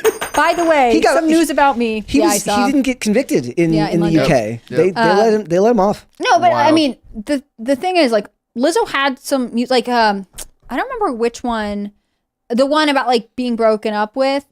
She wrote some song and it was like not a hit, and she was like, I'm gonna if this isn't a hit, then I don't know. Like, she really does understand pop music in a way. It's just that everything about her since she's gotten famous has become like about the body positivity movement, about accept me the way I am, about actually praise me the way I am. And I think that's the problem. Like, it's not like, I don't know, like Adele used to be really heavy and she sang some fun music and she was a pop star and it was a good time. She got backlash when she got skinny. Then she went alt-right. I'm gonna write this song. What kind of song should it be? Should it be like a acoustic folk, or should it called insulin resistance? Yes. Let's go. Acoustic folk, like heartfelt and like ballad. downbeat. Yeah. Definitely heartfelt. That's for sure. Heartfelt. Or maybe punk rock. Yeah. That sounds like insulin resistance does sound feel like it could be like I don't know. I'm thinking disco. Disco. Yeah. I've been listening to some disco recently because we were listening to Boney M. Oh, no way. Because Boney M's so good. Sweet. Maybe we should write a disco song. Yeah, I'd See if we can get help out. Lizzo to like. I wonder how much it costs to get Lizzo like as like a feature on the. I don't think she's gonna want to be on my song. Sure, called Lizzo. sure, we could try. I don't think Lizzo's gonna want to be on a song titled "Lizzo Has Insulin Resistance."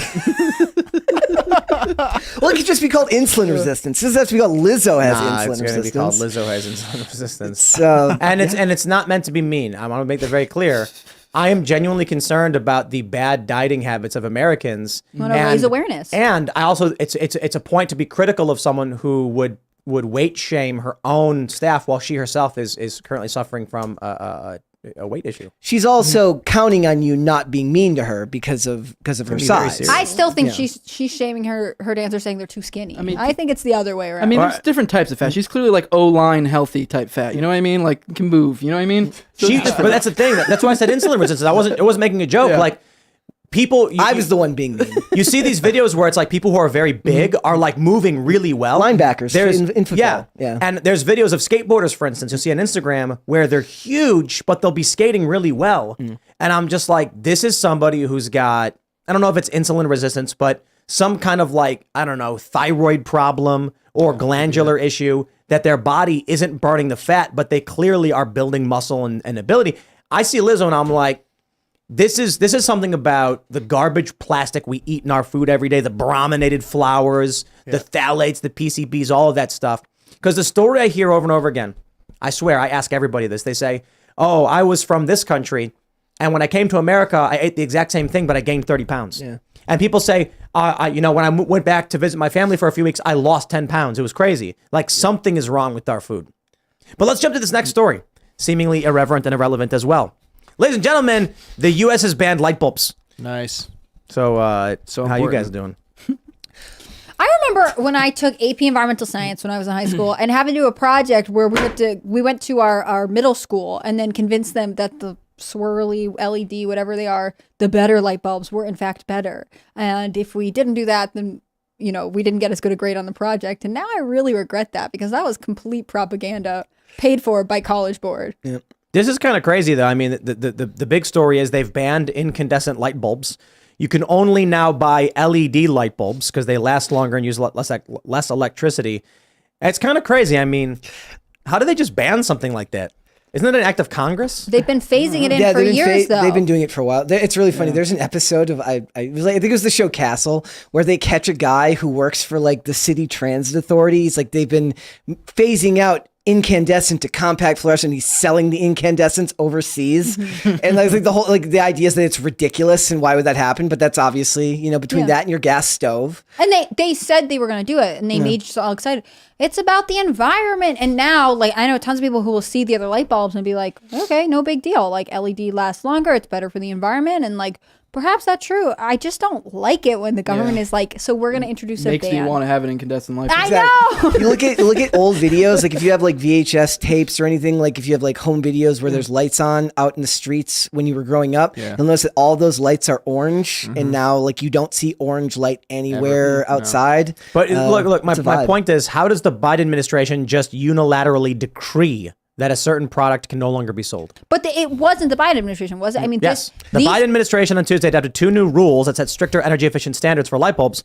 Those standards will phase out the sale of most new incandescent bulbs. But they've been trying to phase out incandescent bulbs for years. I mean, well before. Right, and Congress Biden. will need to pass a law banning incandescent light bulbs. So but Joe Congress- Biden can't just decree it. It's the shadowy forces from Big Bulb that have been lobbying. Should we sue because we want our incandescent light bulbs? Yes. I mean, and then be like, only Congress can do it. This is what I think is the weirdest thing about the Biden administration, which is they were like, we're for the environment, and therefore we can justify anything we want by saying it's for the betterment of the environment. You know what this means? You got a new shirt. You got a come and take it shirt with It's the light bulb. Oh, that's a good idea. Yeah, with the light bulb. With the light bulb on it. I honestly don't care about and the gas light bulbs stove at all. You put the light Yes. bulb above a gas stove. I bet someone made that up. And the pizza oven. Yeah, exactly. Did it say if it was through executive order? Because I mean, I'm wondering. It just says he adopted rules. Because that's, I believe, the actual supposed vague. like what's supposed to be the purpose of executive orders is to kind of provide clarification for existing things that are happening of how this is how we're going to do it. So I believe they probably have been having legislation go for forever. So The pistol that's the only way brace- I can understand it. The pistol brace thing has been rejected. I believe. Judge states the rule regulating pistol braces under NFA is likely unconstitutional. You can't just keep banning things like this. You can't just be like, I hereby decree. So, maybe we need to, not because I like incandescent light bulbs. Actually, I'm not a fan. I like LED better. But it's the principle of the matter. Maybe we should sue the federal government and say you have no authority to ban light bulbs in this way. Protest. Put some incandescents up here in the studio. Start manufacturing our own incandescents so that we're not selling them. We're buying them. We're making our own. Yeah. That's how you solve these problems. I guess it's a climate change agenda thing. Yeah. But what I think is what it actually is you know what I think about the security at airports? Why they make you throw away your shampoo? To sell more shampoo. Yeah, that makes sense. Because they're like, oh, you can't bring that liquid in here because we don't know what it is. And then it's just like you walk behind the security and there's a whole bunch of really dangerous chemicals for sale at like these various news But they're stores. in small quantities, so it's safer, they tell you. Like, what if I bought more, though? There's this dude named Evan Booth, and I went and met up with him. He did this project where he was able to make various weapons, combustibles, and things like that within, not in an airport, but with things found within an airport. Yeah. So you cross security, you go to the store. What can you buy? I won't say them now on this show. But yes, we were able to make improvised grenades using things you can buy in an airport. So the fact that research had been done, this is like 12 years ago, and that we have not seen substantial moves on this. What I see is the reason the government made these rules is because they're like, it's going to increase sales at these locations in the airports, which will generate more tax revenue for us.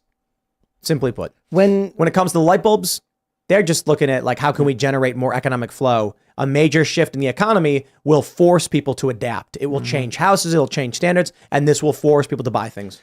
When I still remember, like the first time I flew during COVID, and like all the signs said like make sure to wash your hands, and they were all like sponsored by Purell at the airport, and I'm just like, well, that's creepy, right? Like it's literally like an advertisement for the company, but it's put through actual official airport policy, right? It's an actual form that's put up by the airport, but in the corner there you get the little Purell logo. Paid for it. Yeah, exactly. So it's kind of government like, and business working together. Do many people even really use incandescent light bulbs more? Because I was just thinking about it. It's so typical of government to where they get to this point to where the essentially the private market is essentially adapted, and then they come in with a rule and be like, look what we did, and it's like you didn't really do it. I don't feel like I see incandescent light bulbs all that often. Didn't they do that with like R22 a couple years ago because of the ozone layer? A couple decades ago, like it's something that HVAC people used it, so they phased it out. So there's like a black market for R22 to use. So. I mean, they did that with stuff like child labor laws. It basically people weren't really working their kids by the time they started instituting those laws, because we had progressed economically to a point where people don't want their kids to work, generally speaking. So, I mean, don't be wrong. I guess it's sort of good that they stopped some of those kids, but I mean, I don't know. It's just the government comes in and then later is like, look what we did, and you're like, well, I mean, they kind of at the last minute, taking credit for it when they didn't really do any of the work. In 2007, Obama said that he was going to immediately sign a law to phase out all incandescent light bulbs, and that was reversed under Trump. And so now the Biden administration was like, and we're back. It's just payback. Like, that's... We're so back, baby. We're so back.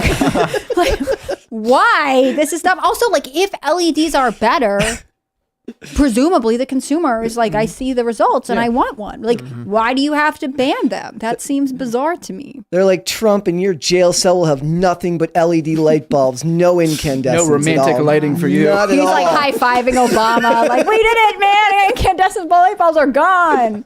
Like, what a bizarre... That's actually why they've been trying to stay in power for so long. This is like the one I'm telling you, it's the light bulb conspiracy. It's the forces of big bulb. Oh, my goodness. So, what does it say? Someone super chatted us. This is a good one. Kenneth Lauren saying, are the bulbs made in China or the USA? So I just Googled it. And it says, light bulbs made in the USA, do they exist? It seems like they don't. Since most consumers look to purchase a cheaper bulb, most light bulbs are manufactured in China, where it is more cost effective. So I think that's just referring to incandescent light bulbs. No, I think it's all of them. All light bulbs are made in China. I don't think it changes anything. If there is any like made in America light bulb brand, can someone please let me know on Twitter? Because I will only buy their light bulbs. Like, that's bananas. Public Square. Oh my gosh, Public Square. I need a specific light bulb vendor. All the Yes, more reason. there is the light bulbs made in the USA. Patriot bulb. Light bulbs made in the USA. They do MAGA exist. MAGA The bulbs. megawatt bulbs. Trump is like, we're going to be launching light bulbs. Him and the pillow guy can Yeah. do that together. Yeah, that'd be good. Yeah, I don't know. That's a really good question, though, because these moves could be made to shift production and revenue generation and things like that. To a But place that really doesn't care about child labor. I don't really care about light bulbs, to be honest. I'm just more so concerned that we are now at a place where the federal government has just been ruling by decree. Just mandating. So, on the surface, it is but a simple story about light bulbs that no one cares about. But when people ask, how did it get so bad? This is exactly it. No one cares they banned light bulbs. No one's going to go protest over it. But they do things like this where they rule by decree. A year from now, people will be like, what do you mean? The government has always done this. Sets precedents too. That's right. I mean, this is the moment where I want to say, like, everyone, I think you're right. It'd be nice to sue. I don't know that I personally have the cash reserves to fight the federal government that can litigate you to death. But it would be interesting if we had these, I don't know, representatives who we could call and be like, hey, how did this come to be? And I don't like it. Please fight for my right to have an incandescent light bulb if I so choose. And a gas stove. I don't know where you'd find them. Maybe the House of Representatives or the Senate or something. But Hey, gas stoves slap though, so that's different. they hate them, right? Yeah. Yeah, they hate the gas stoves. Yeah. They're illegal in Vermont, apparently. Gas stoves or incandescent light bulbs? Incandescent light bulbs. Yeah, that's because No, Vermont's always. Fluorescent light bulbs. Oh man, I feel like Vermont is such a wild place. But fluorescent bulbs are really cool because you can like rub your feet on the carpet and then like grab it and it lights up like a lightsaber, you know. And They're then taking the kids, away fun. And then the kids go and shatter them in the alley, and the dust comes out and they all laugh and it goes in their lungs and they get really sick. I may or may not have Vermont, done do you that. see what you're doing? What you're keeping us from? Yeah. Well, I suppose the story is like a mix of climate change stuff and government overreach or whatever, but I figured we'd keep it light. Now, we're going to go to Super Chats. So if you haven't already, would you kindly smash that like button, subscribe to this channel, share the show with your friends, and head over to timcast.com, click join us, become a member, because the members only uncensored show will be at 10 p.m. and we will take your questions live. And I'm going to be writing a song about insulin resistance. So come hang out. All right. I'm not your buddy guy, says Jack Smith is a political hitman. He should be disbarred and sent to prison for life. Let's let the president, this abuse of power can cost you your life behind bars. Can cost your life behind bars? Can send you to prison. Weird Nug says, Bud Light, anyone? LOL. Who drinks LOL. Bud Light? I've not have no actually idea. seen someone drink Bud Light in a minute, but we're in Yeah. MAGA country, so I'm not surprised. Is it still low? Are the Yes. sales still down? I saw a thing that I read an article today that said like some bars are like having to set it up as like it's a mystery lager just to get rid of it. Wow. Like they have to put it on tap and it's like it's a mystery Yeah. beer. We can't tell you what it is. I It's went the to only a way to place where sell it was it. like they had them all in a cooler and then they had like blacked out this one shelf being like mystery. It's funny, my wife just discovered the Bud Light controversy yesterday and explained What? to her, and she was like, yeah, that is dumb. Like, yeah, So right? your wife is not into politics. No, not at all. That's It's just amazing. great. She just found it. Yeah, she just found Oh out my about gosh, she's my hero. She's right gonna get to now. Target next. And She's then gonna be like, "Did you know?" I went to a Walmart and they were like setting up displays more like Target. They're coming for Target. It's so interesting. All right, let's grab some more. What we got? Raymond G. Stanley Jr. says, I let anger and emotions inside today, guys. I don't like it. This damn cycle of corrupt government, lying media, both their disdain for the lives of American people, war, needless death, rinse and repeat. I completely agree. and light bulbs. And light bulbs. They're taking our light bulbs from us. It just never ends. it. Bro. They took our bulbs.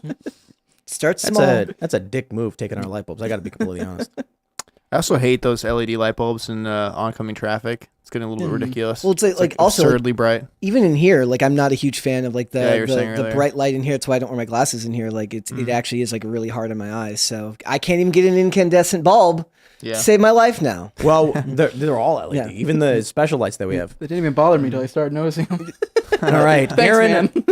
Tamicki says, Tim, went to see Sound of Freedom today, and they said the film was locked in the projector. They refunded me my tickets. The conspiracy is true. Yeah, I've been hearing I've more had and so more. many stories of Yeah. it. Like people have been coming just because we covered so much of it. Like people with crazy stories beyond just like not just fire alarms being pulled, not just Air the conditioning's air broken. conditioning not working, and it's all over the country. It's not just like because Not one I city. was very hesitant to buy that at first because it's very easy to make that claim, and plus it's summer. air conditioning goes out places. And you but- don't have any comparison Yeah. to like, regular. And you don't hear the stories like, did this happen to other movies? Because they're all on their own AC systems, right? So it's like, did this happen to? That's fine, but did this happen to the theater next to you? Yeah. But it's not. It's I mean, it's this is crazy. anecdotal, but I can only recall ever in my life, probably one time, there was some sort of technical issue with a film to where I wasn't able to watch it or something along those lines. I was at Ford City Mall when I was a little kid in South Side of Chicago, and the power went out, and then everyone just started ransacking everything. I think my family went to go see Babe,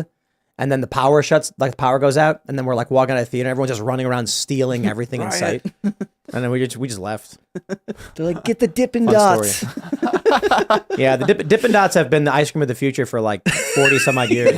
Seriously. And no one's competed with them. That's the thing. We did actually have like when we went to see The Flash, because we had to go, we went to we could only get a closed caption screening, and the closed captions wouldn't work, so they had to like come in and they're like, we're gonna refund you your ticket. They restarted the movie like 4 times. Like it get 5 minutes in, they're like, okay, the subtitles aren't working, so they have to start it over again. Then finally, they're like, we're gonna refund all your tickets, and then they let it play. They're like, but if you want to stay, can play. And then immediately after they said that, they turned back on. Like they immediately turned on. Wouldn't it be funny if like a mafia emerges to sell incandescent light bulbs? Yes! I could see That's it. what I'm looking for. So a black market will emerge. Yeah, It's the wild west out there for incandescent bulbs. light bulb prohibition won't work. I'm down.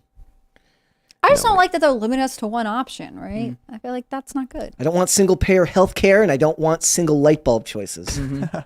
I think we used to have a bunch of light bulbs that were Wi-Fi. You could control them with your app or whatever. They didn't work though because this place is too big. And so we installed like 40 because of how big it is. And then it's just like nothing worked. And we're like, okay, we got to use regular light bulbs. Brett, do you think they'll let us keep our light bulbs? That was a stupid healthcare joke. I have. If you like your bulbs, you can keep your bulbs. If you do. Let's grab some more. Skylar Pearson says, you should try to get James Tour on. He's a professor of chemistry, material science, and nanoengineering, and an outspoken Christian. Bonus, he knows about graphene. I think Ian would love him. Have you guys heard about that thing? It's like LK99 or whatever? Yes. Room temperature superconductor. It's not really room temperature. It's just like closer to room temperature. Way closer. It's like more feasible, but until like it's been proven by other places, it's not worth really covering. People are saying that if it's true that they've generated this near room temperature superconductor, we're gonna have flying cars and stuff. Yeah, I mean it's possible. And I'm just like, bro, they told me graphene 20 years ago was gonna change everything. Ian's got the same little tube of graphene I bought him like 3 years ago for Christmas, and it's been like nothing's okay. Actually, to be fair, they now put graphene in batteries and they charge super fast. So 10 years ago, I'd buy these lithium-ion batteries. Everyone's got one for your phone, right? And it would take like an hour or two to charge up, and then it could charge your phone a couple times. Now they have graphene, I think graphene polymer batteries they're called. What they do is they take the lithium ion like normal, and then they lattice graphene over it, which allows the energy to flow through it more evenly, and it charges way faster. So we've got a couple of these portable batteries. It can charge, it holds 2 cell phone charges, so about 4,000 milliamps. It can charge in 10 minutes. Crazy. that's wild. Absolutely crazy. So, okay, fine. Fair point. I've also heard about solid state batteries coming out. Yeah. Yeah, I'm waiting. thing. I want a flying car with extremely dense battery. I will say I got this smartwatch because Luke recommended it. The battery lasts for a month. Wow. That's crazy. I don't understand how it does it. Yeah, Yeah, it's a long time. So how That's a long very till long time. flying cars then? man. They built flying cars a long time ago. The problem is that when like your car breaks down on the road, you just get out and complain. And when your car breaks down in the sky, you're dead. Yeah. We skip jetpacks completely. Well, but we have jetpacks. Now you have you have those suits where they have the things on their arms and they can fly. But we've had jetpacks. The problem is the energy source was always difficult. It's a lot of gas. So the early jetpacks, I think this was like decades ago, could only go for like 30 seconds. Now they have jetpacks that can go for about a half an hour. The problem is still when they fail, you die. Yeah. That and they wear those suits. You have to be super fit to hold your arms because you're basically doing like lift yourself with your arms and hold that position for 30 minutes. It's gymnast stuff, yeah. Yeah. But it is really cool because they're using them to like do mountain rescue. They like fly up to the mountain stuff. That's pretty cool. And they also have those, they're like miniature plane suits almost. Like it looks like a plane standing upright, but it's very small. you strap into it. Oh, yeah. And then you're flying like wingsuit, powered wingsuit. Yeah, and they're like really big. Those are cool things too. Pretty dope. Wyatt Kaldenberg says VP Pence took notes of Trump. Pence is a system rat. I would not be surprised if Pence is the star witness for the state. I wouldn't either. But I don't know why he's running for president. What a waste of time. Yeah. I don't understand how you can run for president when the reason people know you is because of Trump. Like, Yeah. what was your game plan here, team? Yeah. To waste everyone's time, I guess. What do we got here? Kevin Cosnahan says, ironically, having the trials is probably better for Trump than actually campaigning. Yep. He seems to gain in the polls with each indictment. And that's actually a really good point. These criminal trials are going to put Trump on every television screen. Every story, everything will just be Trump. Maybe they're hoping people will get sick of it. We saw how that played out in 2016. Maybe they're trying to do that so that people will be like, no, I'm not going to vote for the guy. Is there, are they letting cameras in the courtrooms? Do we know that yet? We don't know. I mean, it's too far out. I think doing this, though, like puts on display the disingenuousness, I don't even know how to say that, disingenuousness that's occurring. So anyone who has an ounce of honesty will be like, if anything, it's going to be off-putting. Like, yeah, maybe it might not help vote-wise, but so far as like the actual energy within the country, the people are going to be like, yeah, we know what you're about. And I think that's going to shift some things in the future. Yeah. I think as well, like we were talking about how there's no COVID anymore. There's not as much of like this rallying cry against Trump anymore that everyone has to do. And we haven't just had, but who knows? This summer could change everything. But maybe I'm just saying a lot of people that are on the left voting for Biden are going to be less like, gung ho about getting out and voting. So Spencer Jones says, let's get a Giga Chad Ian t-shirt. Yeah. Well, okay. It's got to be no sleeves. Yeah. No sleeves. No. Then tank everyone top. sent us a video tearing off their own sleaves. Yeah, it's got Or not a tank top perforated cutoff. sleeves. So you buy it and you can rip your sleeves off. Noah Schramm says, Trump is made of rubber. You throw something at him and it bounces off and hits you back. But I think the issue is just that the establishment doesn't understand why people vote for Trump. They don't get it. And so they're like, look, he's a naughty man and he abused women. And they're like, we hate you. They believe their own narrative about him, so it's hard for them to see him clearly or objectively. Stephen says, I was a classified material control center clerk on Okinawa with the Marines. I had top secret documents on national security in my control. I can't tell you about them, but I didn't face any charges. Well, you're not Donald Trump, and they're not trying to remove you from office, so from the race. I thought that was going to be an aliens comment when it started. What if the real conspiracy is that Trump actually is part of the deep state, and they're setting him up to be this anti-establishment hero, and that no one thinks he can win, and everyone keeps saying he can't, but then he will win, and everyone's going to be like, yay, but then it turns out he does everything the deep state actually wanted. Yep. Like, It's what if China is pushing all the woke stuff and the deep state is actually desperately trying to fight it because it's destroying America and will result in us losing this global conflict? So they know the only way to actually win is to prop up Trump as some like underdog anti-establishment guy, but he's actually deeply in and all with all of it. And the point of the criminal trials is to make sure everyone hears nothing but Trump stuff so that he wins.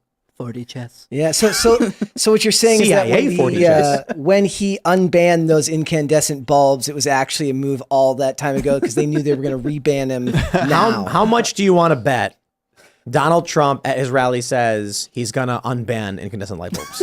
And they're all going to go, yes! Well, he said it the first time. He already unbanned them once. Like he did? Yeah, he was the one. Obama said we're going to roll out banning them. Trump was like, no. Biden was like, yes. And now Trump's going to be like, you see, you guys need me. They've taken our bulbs. It was a deep state move. Under me, there were incandescent bulbs for everybody. LATs do bright, makes me look fat. Oh, man. Random Eskimo says, I didn't vote in 2016. I was so disgusted we had no one decent to vote for. I saw how well Trump governed, and I appreciate his policy while loathing his style. I still personally dislike him, but he's earned my vote. You see, so many people feel that way.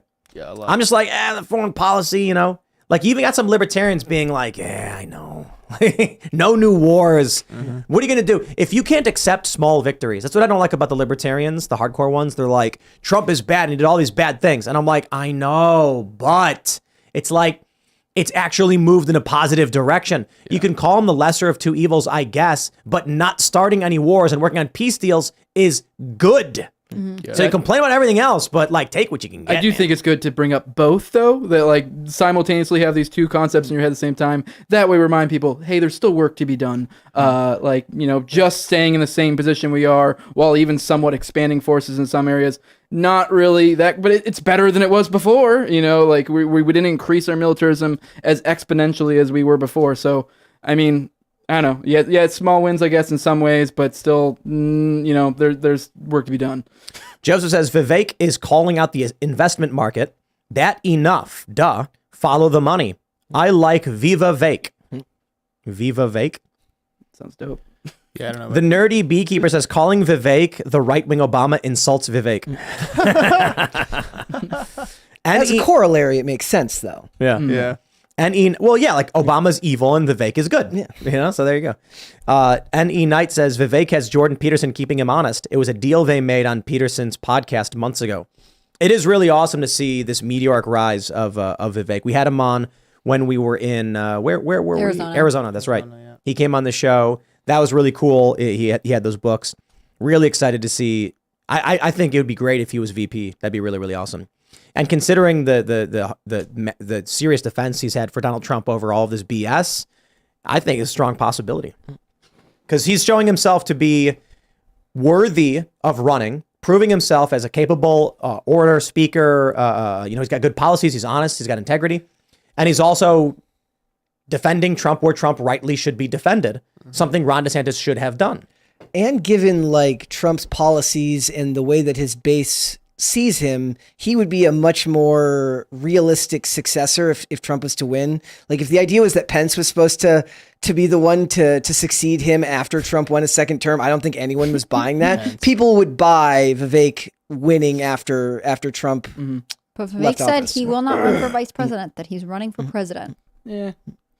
He said that. I loved it because he was like, some people are just not wired that way. Can you imagine a Vice President Trump? It's like very hard, very difficult. KB says, Tim, pipe dream. But what you guys think about the scenario where Trump ekes out a popular vote win and the electoral compact states auto trip to red? Everyone on our side must vote this time since the D's made it matter now. But the electoral compact is not in play. It has not been activated. Still, we definitely want every single person to vote. Yep. So Go vote. shift those numbers, man. Alistair Vusin says, YouTube won't let me say what I want to super chat, even though it's verifiably within their rules. So here's $20 for doing an excellent job. Well, thank you very much. Kai L says 561 is the Palm Beach area code. Is that what Trump was secretly doing? Gary says it's Vivek like cake. Why is it so hard? LOL. Dude. And we've had people on the show who will say Vivek 20 times and we'll say it's Vivek. And they'll go, oh, okay. But Vivek is really great. And we're just like, well, It just whatever. feels right. I don't know. I'd say Vivek, but I've heard Vivek a million times as well. It's also really hard to like do a show where someone says Vivek and then we stop the conversation and go, it's pronounced Vivek. Yeah. I really feel like he probably doesn't even really care. He doesn't. He just introduces himself. He's like, it's Vivek, like cake. Oh, okay. And then he's like, but people call me whatever. Yeah. You know, if people called me Tom, I'd just be like, okay, whatever, I guess. Whatever makes you happy, I suppose. Whatever makes you happy. Vegas woman says, does your state owe you money? Do an unclaimed funds search for your state. Search your name and check if money is owed to you. You're welcome. I did this before. Have you guys ever done this? No, but I got like I got like $80 or something. I'm about to do it. Yeah, something happened with what happened was a bank closed and I had like $20 in the account. So the money didn't go anywhere. And then somehow it ended up with the state. The state had my name on it and said, you can claim it. You got to put in your information. And then they mailed me the check. And I was like, what? But it was like 2 or 3 different checks. There was one where it was like an unclaimed tax refund or something that I never knew about. Yeah, someone told me to go look for it. And then I was like, wow, I won't be surprised if I go there right now, actually. And I find that I got a bunch of money. Yeah, it'd be worth it. Tea Party Geezer says Vivek Ramaswamy is co-founder of Strive Asset Management. What did you say to search for? Unclaimed funds? Yeah, unclaimed funds. Is everyone doing it right now? Search for your state. Unclaimed funds. Man, I got too many states to search. USA.gov, money and credit, how to find unclaimed money. Why do they want Seems my like a great way to get your identity Yeah, stolen. why do they It really want my does. current information? What do they want? Why do they want to know? Social security number, please. Questionable. You can also, so I looked at Maryland, it's like, buy unclaimed property. It's like, oh, okay. I've heard stories. I think NPR ran a story a long time ago about a homeless man who basically created a business doing this for people, like looking up where their money was from. And then people would be like, well, okay, like you're giving me $100, I'll give you $5 just for doing that. And this is like one of the ways his side hustle. I can't remember where this story goes, other than the fact that he did this. I don't know what happened to him. It's the end of my anecdote. Justin G says, I can't wait for the aliens aren't real conspiracy theories to start once the government says they're real. Yep. Like clockwork. Now we're at the point where like Joe Rogan is going to be on his show and he's going to be like, yeah, dude, I just don't think that aliens are real because the government's always lying. And then Daily Beast is going to be like, conspiracy brain Joe Rogan thinks the alien hearing was fake. Sometimes I feel like they want to reclaim the word alien so people stop saying illegal alien when they talk about illegal immigrants. He doesn't believe in the Roswell Commission report. That Bob Lazar was full of it the whole time. Taking Back Toxic says aliens would want nothing to do with humans. Humans would do the naughty with their kids and steal their stuff.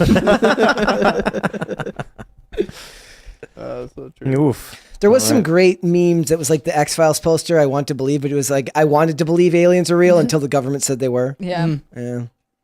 You have to wonder, like, the aliens are so great. Why haven't they shown up by now? They don't need the U.S. government's permission. And why is it always the U.S.? This is never happening in other countries. It's always here. That happened in Brazil that time ago. All right. Jatrick Pennifer says, regarding Nibiru, it originates from Zechariah Sitchin. He found the reference in ancient Sumerian tablets, but only he could translate them, and he wouldn't let anyone else corroborate his translations. He was the poster child. Source, trust me, bro.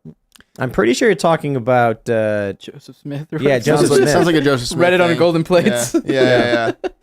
But that may actually be true. I don't know.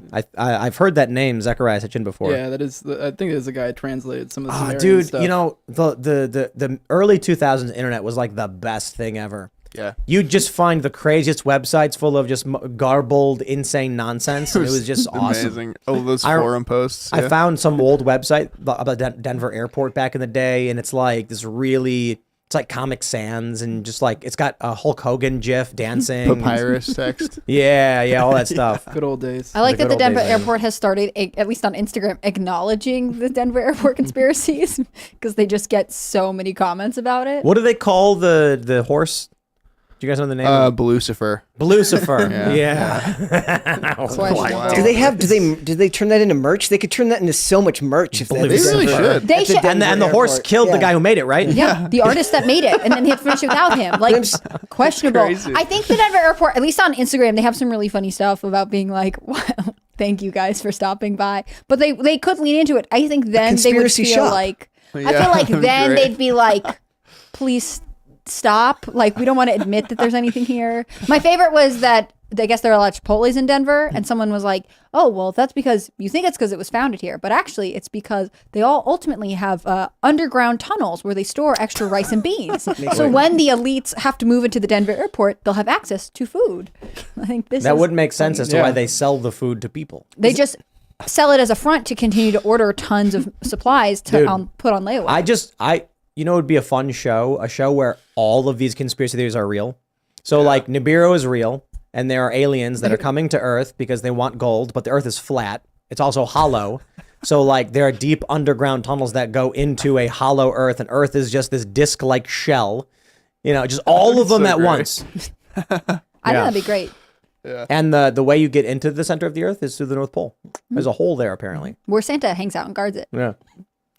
I think this is a good idea. I actually like Hollow Earth, just as a fun conspiracy, just because it's like Hollow Earth. Yeah, I don't believe it, but it's just like, as a friggin' conspiracy for me. It's like, But it's not a conspiracy, you know what I mean? yeah, I guess technically, Like, what it's do you just, call it? Yeah, I don't know what you'd call it. I mean, I guess technically people would have to conspire to keep that secret. So I guess you kind of by A technicality. fringe theory. But then the conspiracy Fringe theory, theory, yeah. but that's a different. The conspiracy theory then would be the government keeping a secret about Hollow Earth, when the idea that the Earth could be hollow, maybe no one even knows. I mean, there's a lot to the Operation High Jump story too, if people want to dig into it. But was that in the 1800s or something? no, I think Or that was was what, like World War II, roughly. Isn't High time-ish? Jump like the Nazi one where they have a place on the moon? No, or it's on the whatever? it's in the no. South High Pole. Jump It's is North Antarctica. Pole. South Pole. That's yeah, right. and there. was a legit operation that occurred there, but it's Antarctica. like people spiral out different theories from what happened. Yeah. Because they came back with Because they had that place on an alert in Canada. Yeah. and Oh yeah, like that. 1946. Yeah, it's wild. It's a crazy story. Yeah.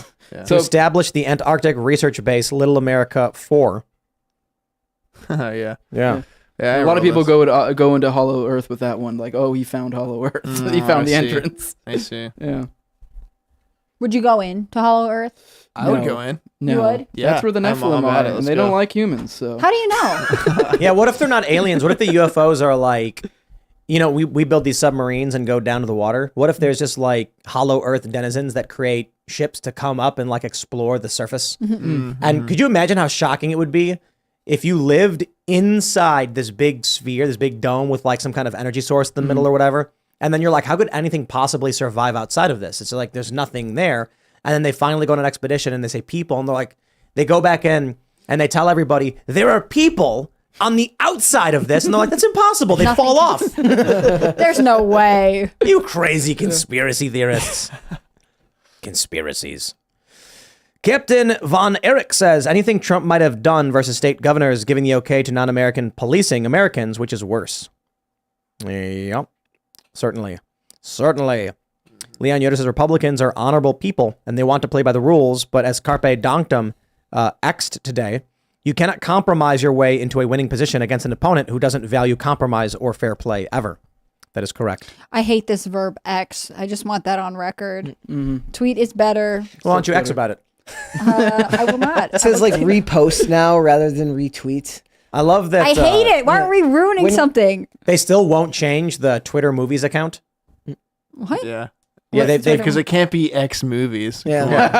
It's not a. So, and also Twitter spaces are X spaces now, not to be X confused with spaces. space Space X. X. This doesn't, like, Elon, what are we doing? It's masterful. It's brilliant. He just No, it's not. recycles the logo and just turns the logo I around. do like this thing where he's like, you're all going to comply. Like, he could have been like, oh, it's Twitter X, and then like slowly rolled it out. But instead, he was like, it's X and you all have to deal with it. I like it this way. Ha ha ha. Yeah, I had to have a conversation with my wife that like, hey, you're about to see a bill on that says X. I want you to be clear what this is. Please do not be concerned. Oh man. I hope that lots of husbands have had that conversation. It took a while to dawn on me. I was like, oh. All right. James Richard says Congress has the power to coin money. The Federal Reserve is a private company. Not only is that fraud against the Constitution. If it's not Congress coining money, then Congress has no liability. Oh, wow. Sam Uri says, is this the same Lizzo that played Madison's flute? Correct. Yes. That's right. The one and only Lizzo. Yeah. We are not pleased. All right. What do we got? Agreeing Clover says yesterday's show was the first I missed in a while live. And you talked about drones, which I've been doing for 10 years. Yeah, we talked about the drone stuff in Moscow. Yeah, crazy stuff, man. And it's only going to get crazier because they're cheaper and cheaper to produce and very scary. Yeah. Sine says there was a huge monopoly on the light bulb industry. The owners of these companies all came together and agreed to make light bulbs that didn't last long. Look into it. It's crazy messed up. I've heard the story. Apparently the first light bulb ever made has been on forever, and it's in a firehouse in New York City. Mm-hmm. Yeah. And then they were just like, yeah, but if we sell these, everyone will just have them. So what do we do? And then I was reading like the woke people came out and said, did you know the light bulb was actually invented by a black man? Yeah. And it's because the filament used in the light bulb was made by a black scientist who never received credit. And then I was just like, wait, are you talking about the planned obsolescence? Like the light bulbs that were intended to fail he invented? Because now I'm kind of pissed. I feel like you don't want to take credit for that one. Yeah, that's not. I feel like that's not as cool as you think it is. It's like the guy who invented the super soaker finally got credit like 20 years later. Did you really? Yeah. But that doesn't have planned obsolescence, does it? I don't know. It's a fun fact. Brian Bircher says GE closed its last incandescent bulb operation a few years ago. It was in Winchester, Virginia. Oh, really? Right up the road from Tim, and cost a number of local jobs. Yeah, we hang out in Winchester all the time. That's not so Super far close. out. Like I don't know, it's like Super close. 45 minutes or something. At the most. Yeah, It's not even that they have a far. good Mexican restaurant. Yeah. And I love their old downtown. It's really Yeah, cute. they have like a retro gaming place. I bought a bunch of video games from, like Nintendo. Oh, sweet. Good spot. And I love the library, though. spot. The Hanley Library is gorgeous. Mojave says unequivocally, Bears built Stonehenge. Seriously, maybe with the Alcubierre warp drive, utilizing vacuum flux faster than light travel could be possible. Stonehenge was collapsed, and then people They rebuilt rebuilt it. it, Yeah, yeah. they were like, let's make this a thing. I like We think this is what it's like. conspiracies or fringe theories that bring in bears. I feel like we should give bears more to do. They should have a bigger starring role in all of our narratives. I feel like that's fun. Twould be fun. Twould.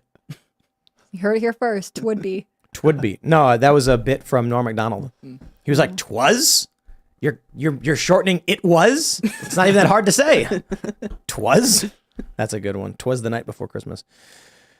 What do we have? RB Play says, what do you believe will happen if they actually put Trump in prison? I believe it might be chaos on a level we've never seen before. I don't think Trump supporters go out and start smashing and rioting. No, I think that putting Trump in prison destabilizes the market in such a way that it causes crisis in people's 401ks and pension. Inflation would be out of control, and they'd have to desperately try to clamp it down. But the uncertainty of putting Trump in prison on the elections would make investors panic and leave and go invest in something else. With BRICS now making their big announcement about expansion and their gold-backed currency, it's the stupidest thing imaginable you could do.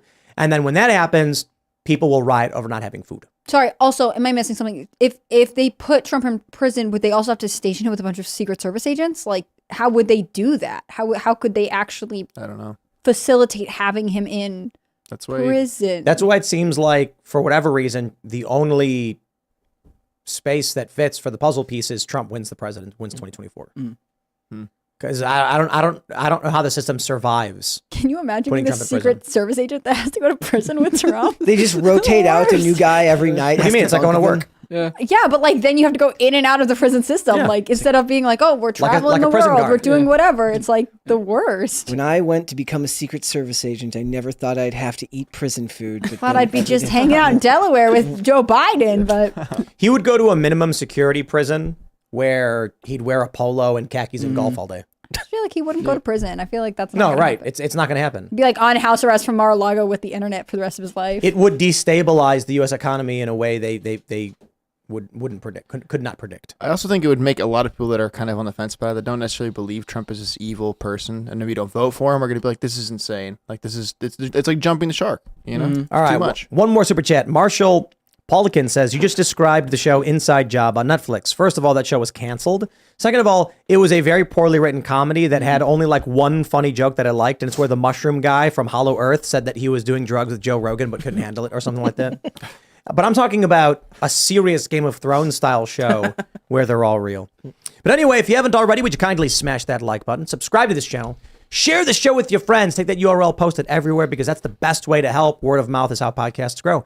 And head over to timcast.com, click join us to become a member to support our work directly, and then you will get access to our members only uncensored show, which is coming up in just a few minutes, where I'm going to write a song. And then we'll talk about things and stuff, and you will call into the show as a member, and we'll answer your questions. So you can smash the like button. You can follow the show at Timcast IRL. You can follow me personally at Timcast. Jose, do you want to shout anything out? Sure. Go follow my show. I'm on No Way Jose. I'm on YouTube, all the major odd podcasters, Odyssey as well, and Rumble now. And then also, if you want to actually look into the OKC bombing, go check out libertarianinstitute.com or .org, my bad, /OKC. That's the largest public archive of all Oklahoma City bombing related documents. So if you want to do your own research, that's the place to do it. Or you can check out my series if you want it served up to you on a platter. But I highly recommend that. And yeah, follow me on Twitter at TowerGangJose. Cool. Thanks for being on tonight. I'm Hannah Claire Brimlow. I'm a writer for Timcast.com. You should follow at Timcast News on Twitter and Instagram. I think I may have an op-out out this week. I don't know. And Chris Bertman's covering Andy No's trial. So definitely things to check out. If you want to follow me personally, I'm on Instagram at hannahclaire.b and on Twitter at HCBrimlow. Thank you so much. Guys, if you'd like to follow me, Instagram and X, I guess, not Twitter, at Brett Dasovic on both of those platforms. Pop Culture Crisis, Monday through Friday, 3 p.m. Eastern Standard Time. That is noon Pacific, Amazon Music, Apple Podcasts, Pandora, and Spotify if you'd like to listen to it. Thanks. Jose, always a pleasure to have you out here, man. Yeah, I feel rude. Thanks for having me, guys. No worries. Not at all. Yeah, it's been a fun show. Pleasure to have you out here too, Brett. Never see you all the time here. But yeah, I am Serge.com. I guess X or whatever. Instagram. I hate saying X too. It just makes no sense. Yeah, let's see you in the after show. We'll see you all over at Timcast.com in just a few minutes. Thanks for hanging out.